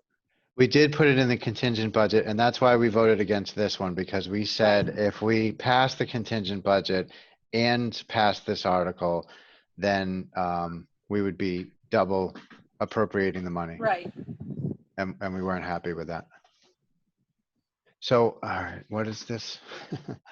Okay, so then So I what just that want does to, is that makes a larger number of free cash. I think we need to take out that last sentence, though. that's what I'm thinking.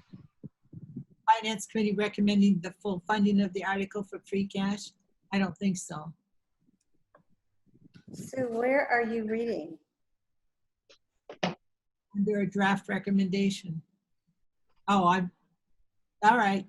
The last sentence I have says that Finance Committee recommends that this article is reconsidered at fall 2020 town meeting. Right, Do we want to leave that there since it's in the contingent budget? because now it frees up free cash. Right, And now what would have been nice is if the next article said, let's put that free cash into stabilization fund or something. That No, I don't want to get everybody confused. Yeah, No, but you don't, so the free cash is freed up, which is why the money should be reconsidered. Well, why the money should be reconsidered? That was set aside for this. I don't think we should get into any of that. yeah. Well, when are you going to reconsider it? Reconsider what? I thought we didn't need to reconsider this. I'm getting confused here. What are we talking about? I don't know. I'm, Article 17 is in the amount of $12,000. Yeah, The $12,000 and the reconsideration at fall 2020 town meeting was part of the recommendation or part of the vote and discussion. That's where the wording came from. But I thought you would reconsider the amount of money that's going to sit there if it passes, or even if it doesn't pass. I just don't feel like we need to say all of that. We do not at this time want to commit, okay, to spending $12,000 on these items, in this article. No, but you're trying to preserve your stabilization fund, and you'd like to reconsider where that money's going to go. That's all. That's what I'm interpreting it as. how was the motion made? It's right there. Against passage. Yes. Well, I know we voted against passage, but did we say it was going to go into stabilization in our Oh, motion? no, not at all. No, okay. It was part of the discussion that said that money would now be sitting there. And to Becca's point, she said it could go to 2 other sources. It could wait until Maytown meeting. And that was a lot of money between 17 and 18 to leave sitting there. And it was a serious discussion that you guys had. So I'm confused. So that's why we're recommending against these. Yes, which means that it would free up the free cash Yeah. and make it a larger amount of money. And in fall town meeting, I assumed you guys were going to put an article on that would say you'd like these monies to go somewhere. Yeah, I think what's gonna happen is if the contingency budget passes and the override passes, then, and our recommendations are followed, we don't need to do anything, right? Okay. Yep. Right? If the contingency budget passes and the override, I'm losing my mind. Yeah, the operating budget. If the operating budget passes, Yeah, I lost my train of thought. I'm getting really tired. Okay. So while you grab your thought, I'm just going to point out the Q&A where it says free cash is not a recommended source to funding, a recommended source to fund. It's written there twice. I don't know if that's. Yeah, let's take that out. Are we looking at the bolded recommendation or the one that's up above? I'm getting confused here. I assume we're looking at the Bolded. bolded. Bolded.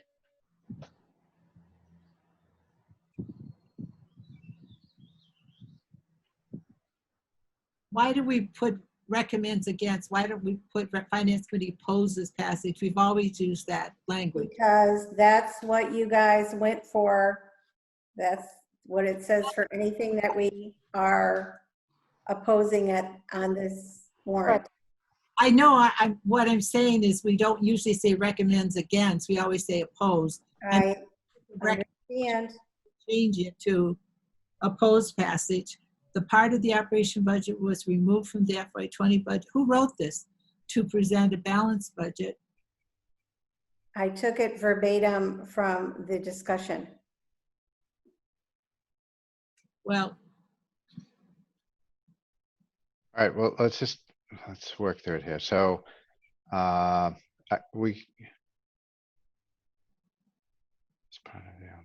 so I think that the heart of this,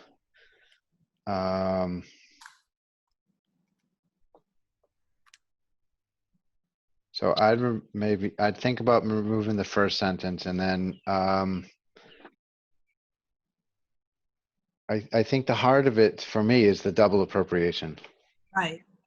So what I'm concerned about from a finance committee standpoint, and the reason that I am opposing passage of this article is that if the contingency budget passes and this warrant article passes and the override passes, we have double appropriated these funds.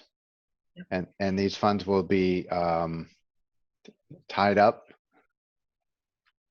Until October. until they can be transferred out by some other action of town meeting. That's Right. Right. That's good.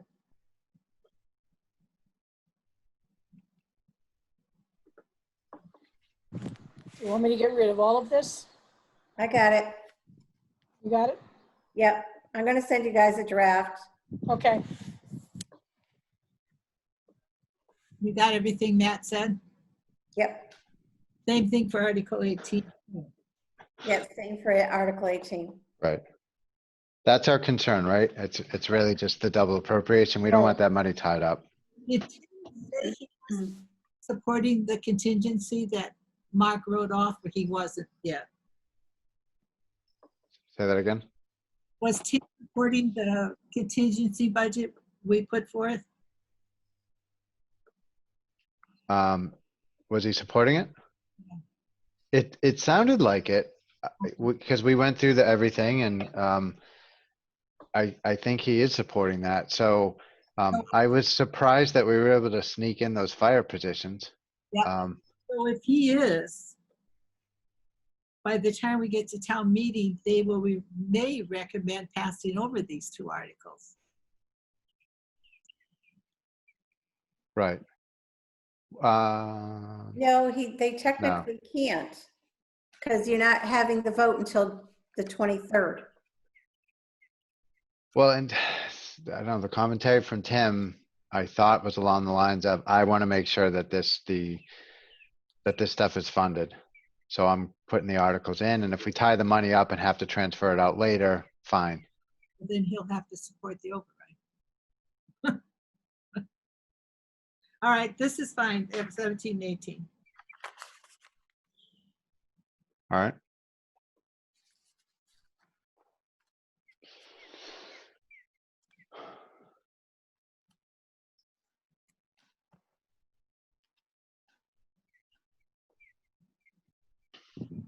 Okay, so we're good with 17 and 18?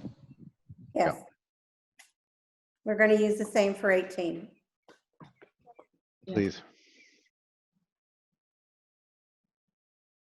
I guess I'll just ask one question. I'll just mention one question, just because if people have questions about if this fails and the and the override fails, how are we going to provide this equipment? So I'm wondering if we put in just an additional statement that says these articles can be voted on at the October town meeting. These funds can be allocated at October town meeting. Yeah. Well, that's why that last sentence is there, guys. Right. Finance Committee recommends that this article is reconsidered at fall 2020 town meeting. No, I wouldn't say. If necessary? Yeah, I wouldn't say it is going to be reconsidered at fall town. Right. And I don't like the word reconsidered, because usually reconsidered happens at the same meeting. Right. So we're not going to reconsider Article 17.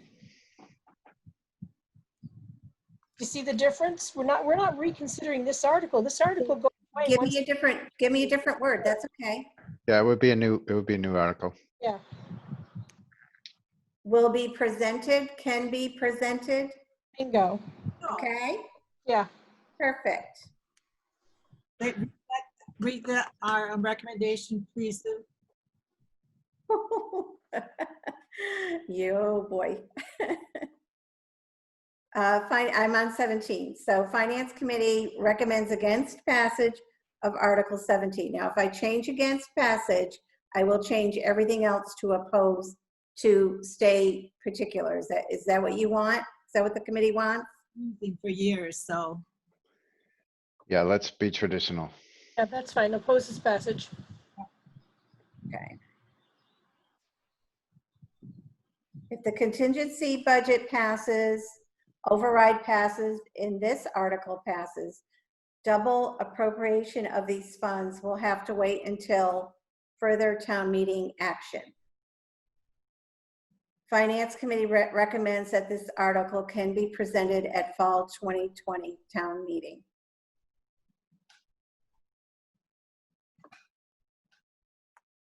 Okay. Can you read that one more time? Yes.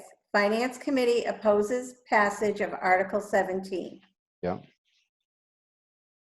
If the contingency budget passes. So I would say the committee's concern is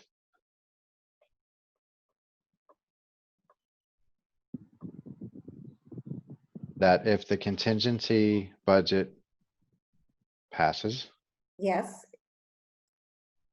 And this article passes, and the override passes, that, Okay. that these funds will have been appropriated twice. Right. That sounds good.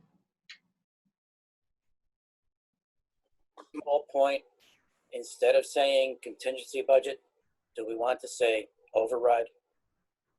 No. We have to say contingency. Well, for me, I'd like to, sorry.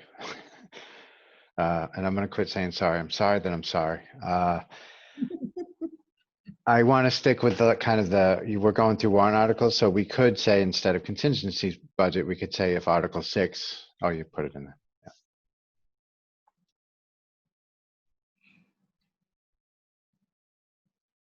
You know what's gonna happen? I'm gonna put these together, and then when you all have a clear head, the draft will come to you by tomorrow morning, Yep. and you can, you know, basically put in your second, you know, wordsmithing Yep. if needed. Because I think that you're all feeling kind of tired. Let me just run this by everybody real quick. If these funds are not provided via the Article 6 contingency budget, an override vote on June 23rd, then the funds can be requested and allocated at October town meeting. But we kind of wanted to stress that if they pass, it's double funding. Right, but I think that's going to confuse the hell out of 95% of your audience. But what you just said doesn't explain it, though. Okay. I was just trying to avoid the confusion. It's just so awkward. I And know. unless you're wonks like we are, you're going to have no clue what we're talking about. That's why it's a bad way to budget this. Okay. So that's 17, 18. I'll just delete this. You're deleting it? Well, if you guys like it and want to keep it, we can keep it. But I was hearing, no, they don't like it. This was just my suggestion to keep it simple. I'm a visual person than I'm auditory, so let me read it. If these funds are not provided via the Article 6 contingency budget and override vote on June 23rd, then the funds can be requested and allocated at a future town meeting, I would say, not October. I would Okay, yep, that's fine. All right.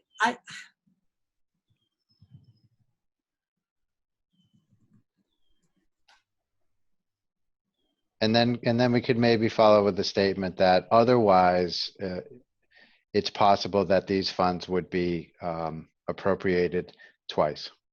Yeah. Or this prevents these funds from being appropriated twice. I like that. Hold on, Jim. What Irene? Nothing, I'm talking to myself as I. Oops.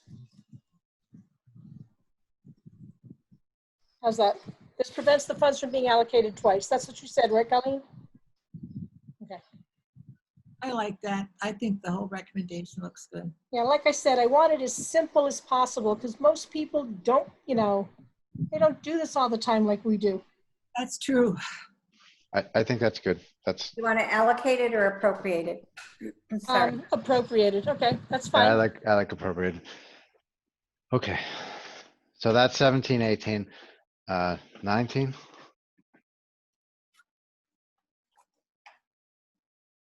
You're just going to ditto that for 18, right, Sue? Yes. Yep. I don't have a problem with that recommendation. It allows the selectmen to oversee the sale of a former DPW. Yeah. property.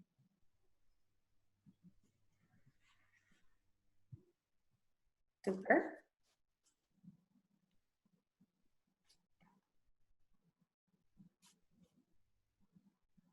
You ready for 20? Yep. Yep. Nope, I'm still on it. You're still on 19? Oh, we're on I 20. like caffeine.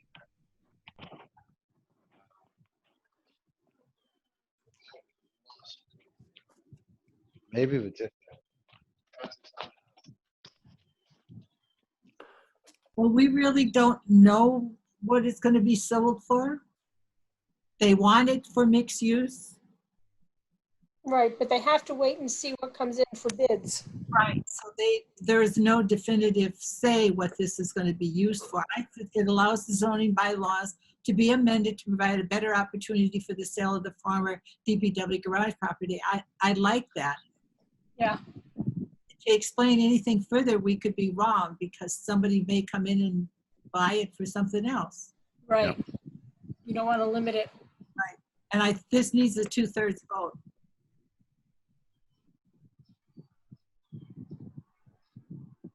Okay, so not use the red, but keep the first bold. Right.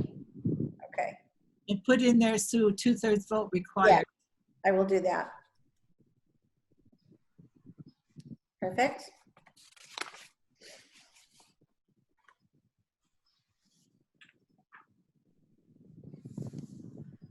Ready for 21?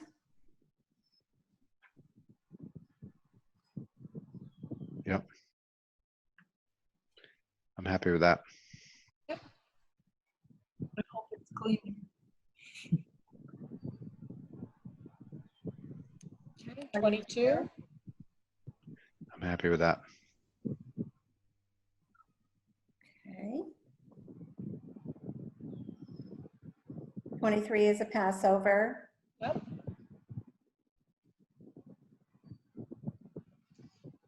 Okay. 24. That's a standard one. I'm happy with that. Okay. 25 is pretty standard.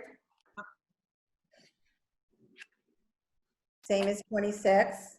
Yep. Oh, hang on a sec. Oops, sorry.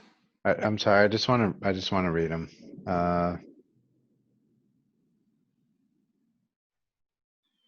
Okay. Yep. Good on 26. Okay.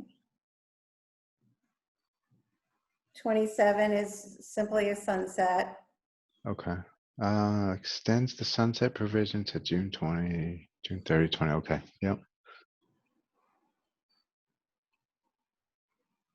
Okay. Thank you so much.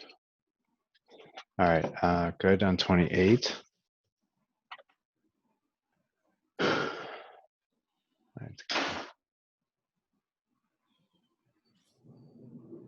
Yeah. Okay. Good on 29. A question about 29. Why are we putting money into the Lions Club property? Is that somehow part of Grafton or whatever? It is. That was gifted to us. Ah, never mind. Yeah. If they ever stop being the Lions Club, then the land reverts to us. And the Lions Club is used for community anyway, so that's how it falls under CPC.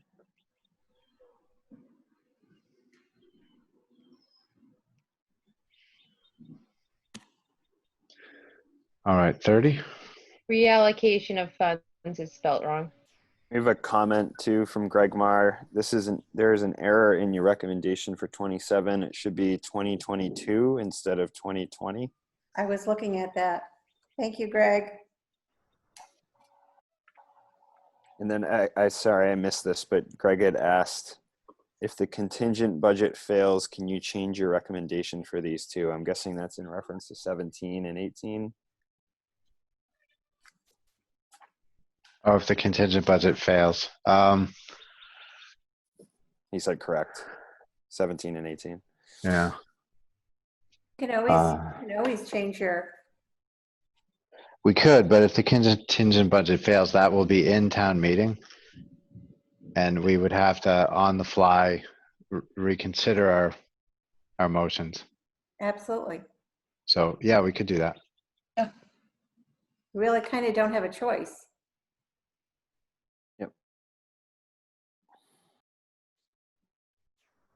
But what we're saying though, as a committee though, we feel comfortable that should the contingency budget fail, we can just go to October town meeting with new warrant articles to transfer the funds for those. Right, and that That these equipment. items are not needed in those 4 months. Right, so, yeah, exactly.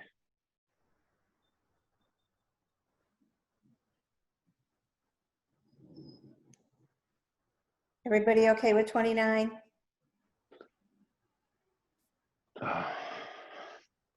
Oh, I'm happy with that, yeah. Oh, I wrote you up. That's not the recommendation I sent you, Sue. yes, it is.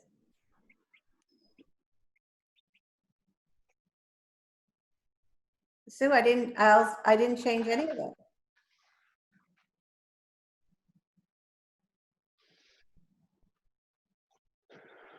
All right, I misread a word. Thank you. You okay? Guys, just a quick note, there is a thunderstorm coming through. If the power goes out, my internet goes out.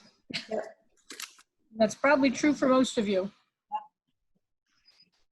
We're almost done.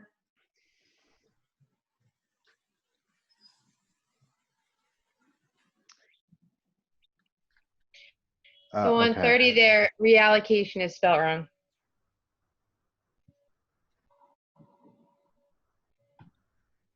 On the title?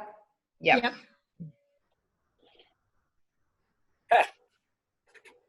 Good one.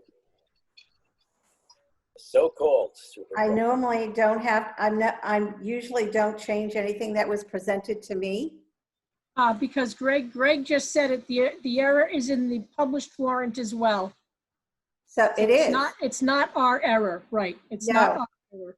So I normally don't touch anything, Colleen, that has been signed by the select board. Wow. Okay. Yeah, all right, so I'm happy with this recommendation. It just says it's a duplicate of 31. Yeah. And then on 31, we have, what's that recommendation? This article. I'm happy with that recommendation. Anybody else? Yep. Oh, I'm good.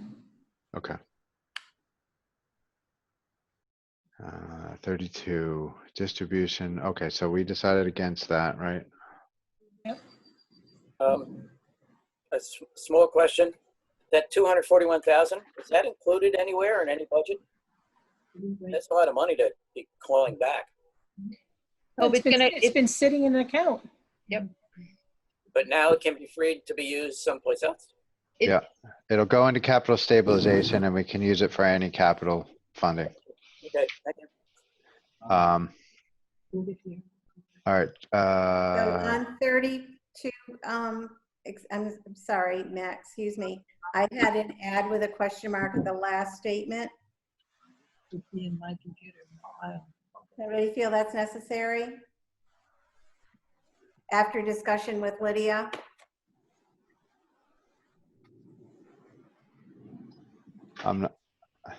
Add?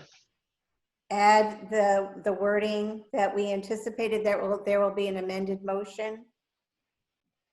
Oh, I see. Okay. Yep. Let's see. Wow, it's really raining. I don't know. How's the rest of the committee feel about that? Sorry, I was busy moving myself from outside to inside. No worries. So we're trying to figure out, should we add the last statement there? Finance committee anticipates there will be an amended motion for this. Do not specify. I don't feel comfortable with that because she just thinks. Yeah, I'd leave it out. Okay. I like the recommendation as it's written. I think it's fine. Alrighty. Okay, we did 33, we did 34. 35. Pretty standard. Your email folder. Somewhere. Let's see. Yeah, I'm happy with that one. Okay. 36. You email it to Sue. I'm good with that one.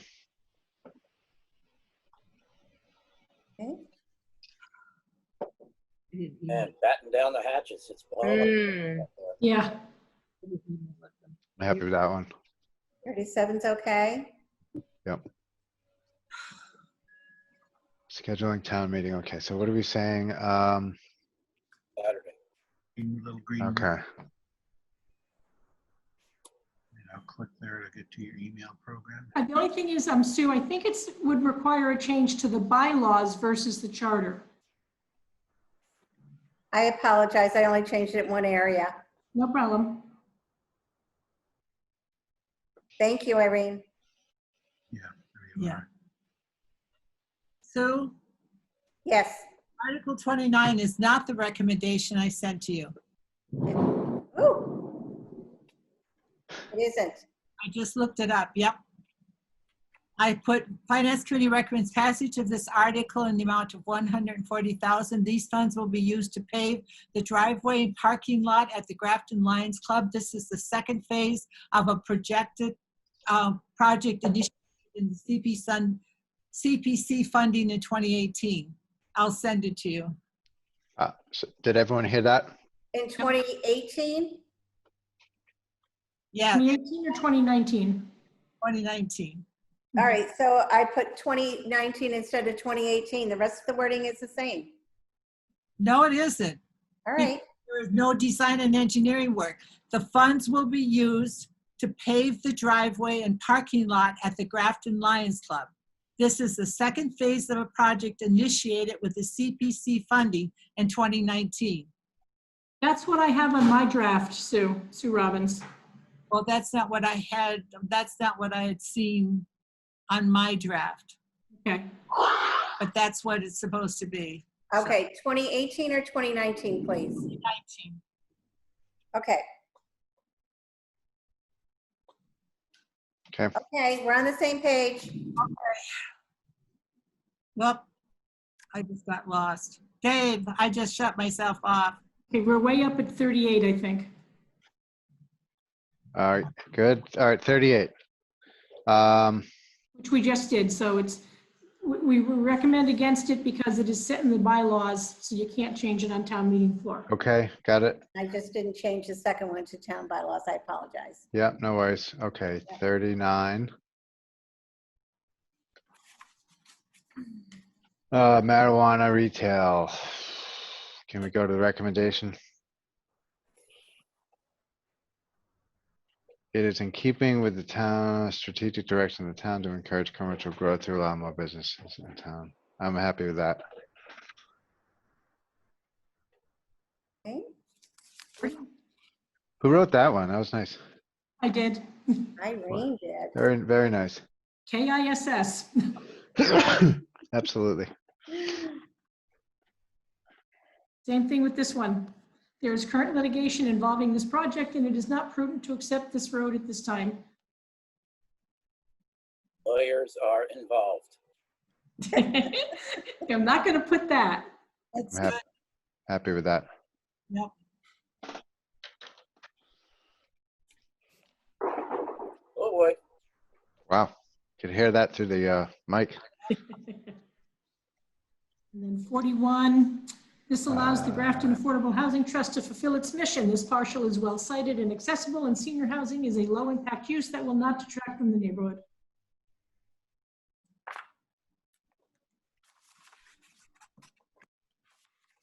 Let's see.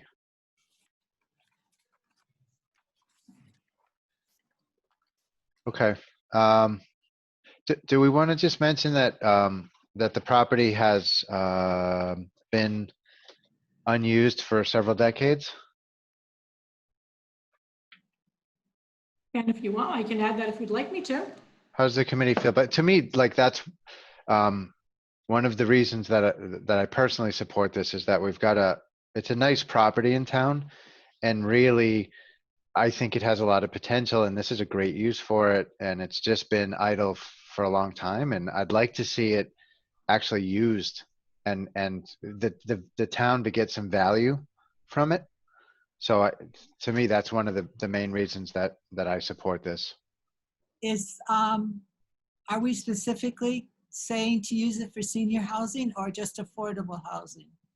Which can be young people who can't afford to buy a home might be able to do this.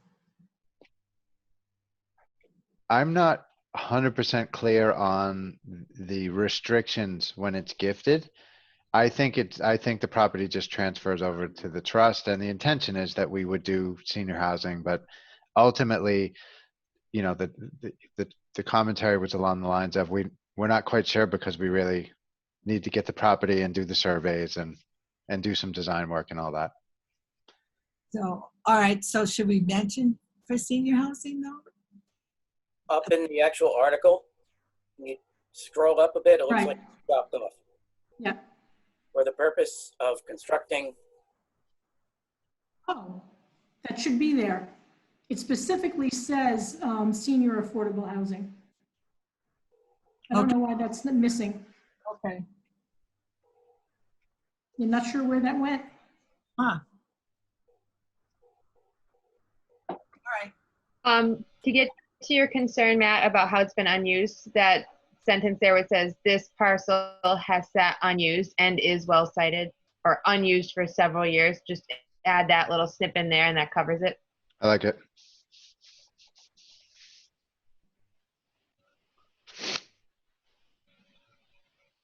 I think that's great. Yep, thanks. that section still chopped off the top. Yeah, I'm not sure where those missing words are. What did you say? If you look at the Article 41 on my draft that I'm now screen sharing, it says to see if the town will vote to convey 25 Worcester Street, Grafton, Massachusetts to the Grafton Affordable Housing Trust for nominal consideration for the purpose of constructing. Yeah. But I do know the original article says senior housing. I will make sure. This is not the original warrant. This is the worksheet, so I will make sure.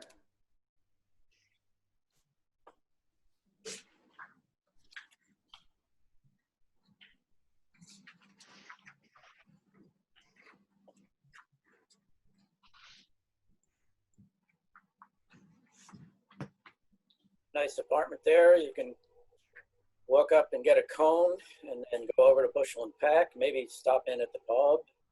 Well, it's really pretty out there.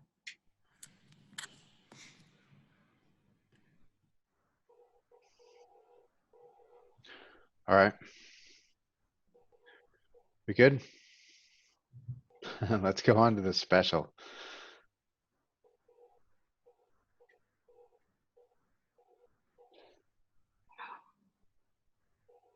Okay. So I think we have to make some adjustments here per Becca's email from this morning. Yeah. So Yeah. we're still looking at your annual town. So you might have shared Oh, I that. changed it. Okay, hold on. So I have Yeah. to go back and change it? Okay, hold on. Yeah, so unshare and then Reshare. reshare. Yep, Yep. thank you. Sorry, hold on. No worries. And- So you get to say sorry now. That's right. Okay, so everyone see it now? Can you bring up the specials, Matt? All right. That's what I just, okay, hold on. All right. Screen sharing has stopped as the shared window is closed. Okay. Let's try it again. Oh, that's my fault. I did that. Okay. Now can everybody see it? Yes.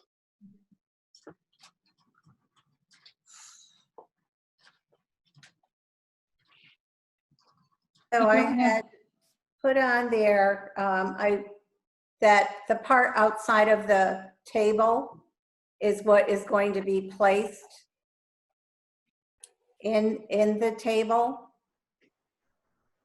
That down where it says transfer amount from to Yes, reason? that's Okay. the addition, from Becca. I was wrestling with the format, so I couldn't get it, but it will happen. And I suggested to amend, to take a look at the amended recommendation. Since I was using the standard one, that it's a shortfall, when most of these were a result of COVID, and some of them were to enhance from personnel to expenses per department. So you might want to take a read at that and see if you prefer that one. Okay, so we're looking at the one on the bottom. Yes, I mean, Doesn't look at require both. additional funds to be added. And also the amount needs to be taken out because it's going to be ever changing. Right, It's no longer the 148. And it's also a transfer of funds, so got it. I like the amended one better, for sure. Okay.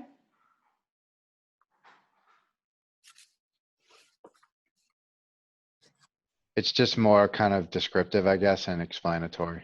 Hi, Dan. You're back. I mean, all I can see is your forehead. Yeah, I'm fine with that, with the second one. Is the second recommendation refers to the FY20 budget? That's where we're putting the money? Yes. This is Okay. the FY20 budget. These are just adjusting this year's budget. We're just moving it around. Got it. Understood. Thank you. Move on.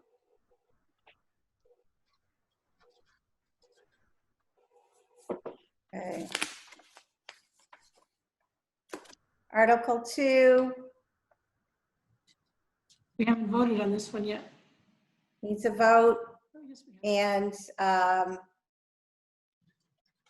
Becca just simply put 80K in her figures without a free cash balance or a free cash amount to offset. But we know the amount is $87,886.55 that needs to be taken care of. So I am the one who put the free cash. Oh, she put $10,000 for free cash as an estimate. Okay, So I put in the 7,886.55. got it. That makes sense. The number that I wrote down when she was talking. Huh, I wonder why she just said 80. She just rounded up.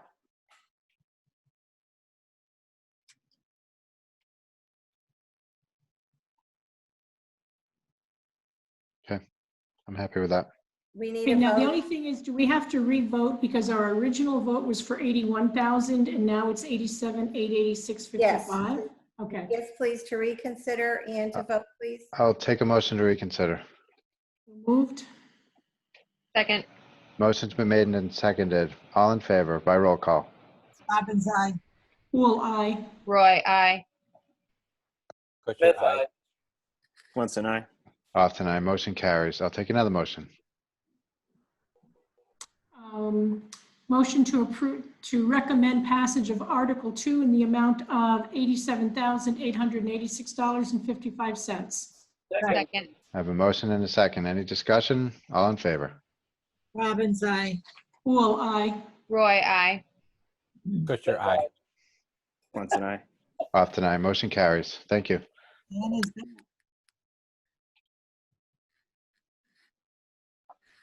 Article 3, there was not a table, simply a listing, so I left it that way because I don't know.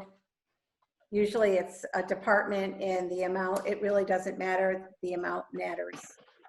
Okay. Everybody happy with that? Yeah.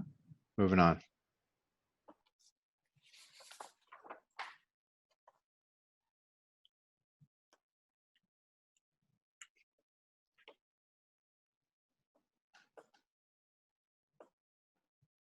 The language in that.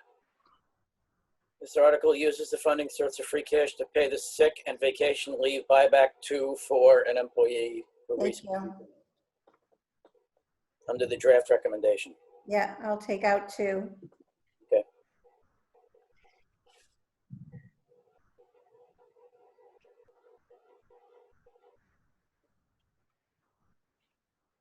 Well, now I don't have to water the lawn.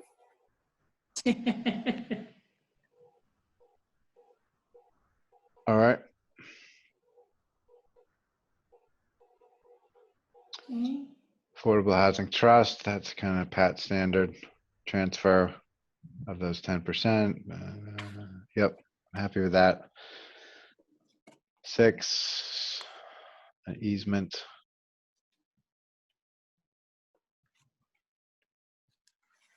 Good.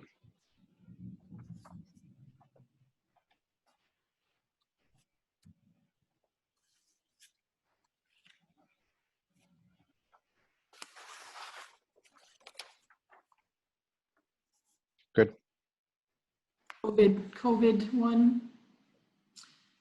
And then Article 8, disposal of property at 8 Pine Street. Did you mention in the recommendation because of COVID-1, that's why we're doing that? For We the- didn't, but we could. Well, I think it would help explain why they're allowed their rollover. This is specific to fiscal year 21 due to COVID or due to the pandemic. Due to COVID, no, I think COVID. So it's, yeah. Due to COVID-19 at the end? Or in the beginning?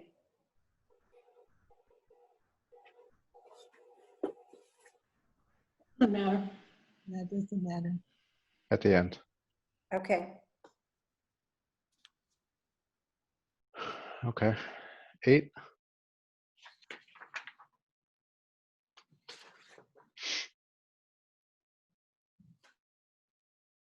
Very straightforward. And we're done. Yep. Wow. Yes. All right. Everybody give yourself a pat on the back. Nan, I want to say you did a good job this morning getting us through that collaboration piece. Thank you. I can't tell you how super psyched I am that everybody came to the table and we were able to work that out. Frankly, I'm a little shocked that everything worked out that way. So yeah, that was great. I felt pretty good about that. I think the committee, sometimes I just don't have the benefit of experience and wisdom enough with how some of these scenarios play out. But after having watched it all happen this week, it was a fascinating process, actually, that we went through. And maybe that means that you should stay on the finance committee now that you've generated all of this expertise. Maybe. We had a great result though, right? So the finance committee had a significant concern, and in the 11th and a half hour, we were able to get our budget principals together and to make adjustments all across their budgets in a way that kind of satisfied the town's concerns. And I want to mention that piece you just said into your town message. Yeah. The collaboration that it took to put this together between Tim and Jay. Yeah, maybe. And stress the amount of time that people put into this. Yeah, absolutely. This This a wasn't good a point. 5-minute, back of envelope calculation. That's right. No, that's absolutely right. Yeah, so okay, so we're done with our recommendations. I don't have anything to review at this moment. I think I can have something, and part of it was that I didn't know how this was all going to resolve in terms of the budget. So I was kind of waiting until we were in a more comfortable position with everything, with finalized numbers, because obviously we mentioned a lot of numbers in the State of the Town address. So I think we've kind of settled in on that at this point. If it's okay with the committee, I'll try to get something before. So we've got a meeting posted for Tuesday, right? We do, 7 o'clock. So I'll try to put together something and get it to Sue so that she can put it in a packet and everybody can look at it in advance of that meeting. And hopefully we can just kind of finalize that. But I was hoping that we could just have a quick kind of rapid fire roundtable discussion on what are the things. My plan was going to be to do something similar to what Sue did last year, maybe a little bit shorter, but then the presentation to town meeting was going to be very short.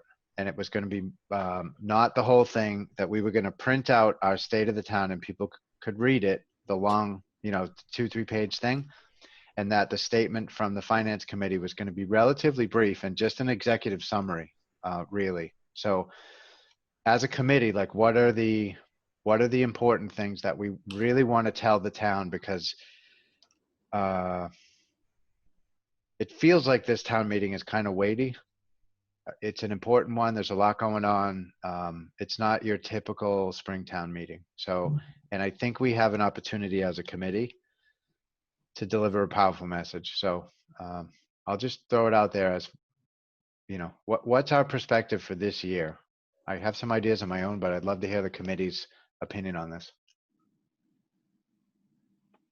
Go ahead, Dan. I think the point about this being, a crossroads, which I feel like we've kind of said too many times, and it's kind of lost its weight. But like, we're going to, we're either going to be a town that has that pays a little more to have decent schools, or doesn't pay a little more and doesn't have decent schools. And it's like, if we don't decide that this year or next year, then the decision is happening for us. I wouldn't say decent, I would say very good or great. So, okay, I get where you're going with that. So I think the heart of that is that we've now, I guess, recognized that we have a structural deficit. Yep. And I think that's a very important thing. And so, I started to rewrite, Susan, in the very top summary. One of my first statements was the finance committee would like the town of Grafton to recognize that we have a structural deficit. So I think that's a really important one. And then I think you move into the discussion about, so what are our options? We can have systemic reductions in services on an annual basis, or we can support an override and work. Go ahead, Barry. Is structural deficit a toxic phrase? Is there an alternative that doesn't use structural deficit? It's not toxic to me. And to the people that are toxic to, I don't care. Structural deficit is the right financial term for the condition that Grafton's in right now. So as a finance committee, I'm not going to dance around it. I'm tired of that. Frankly, for me, let's just call it what it is.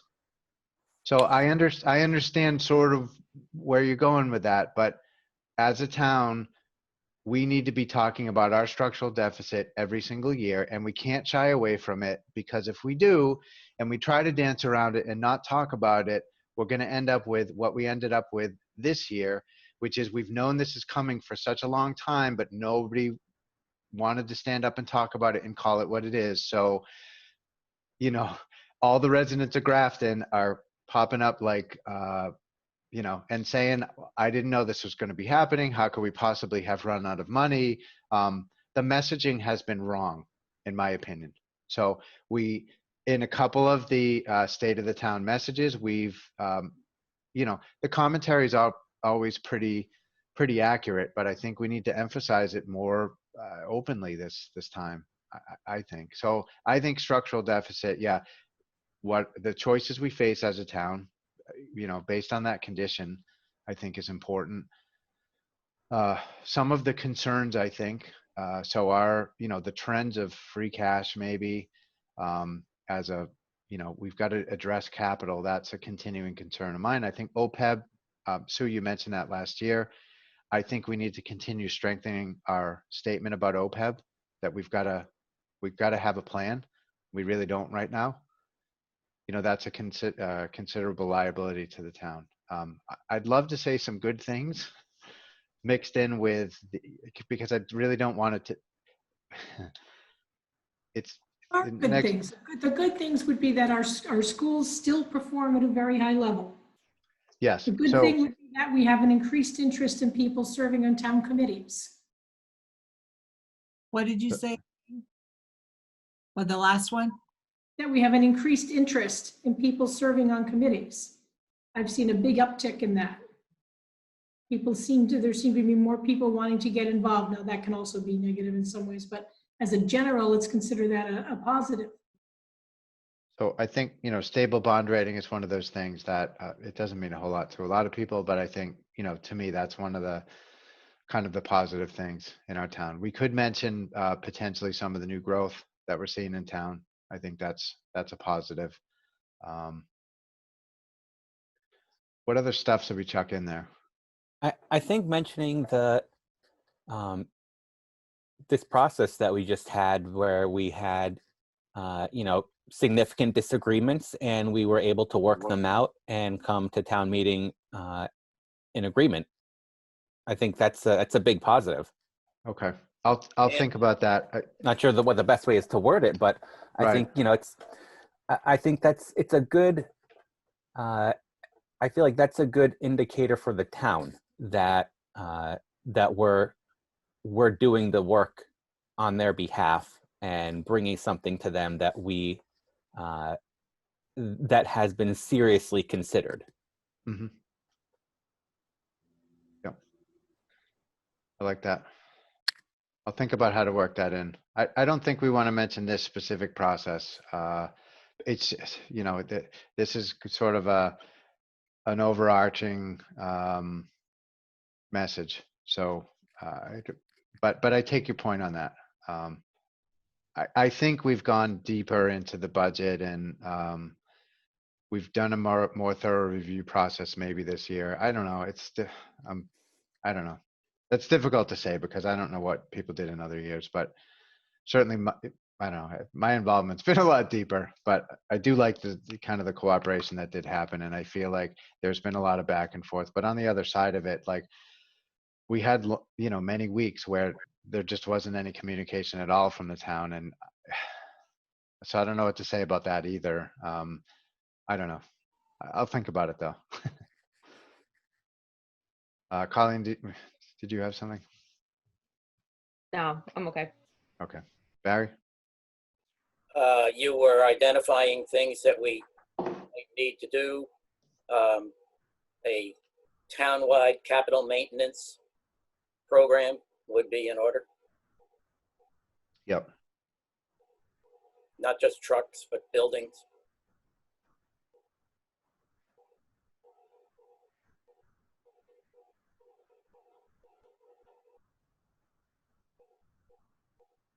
Okay. Anything else? All right. I'll take a stab at that. Can everybody meet on Tuesday? So, no Monday? No Monday.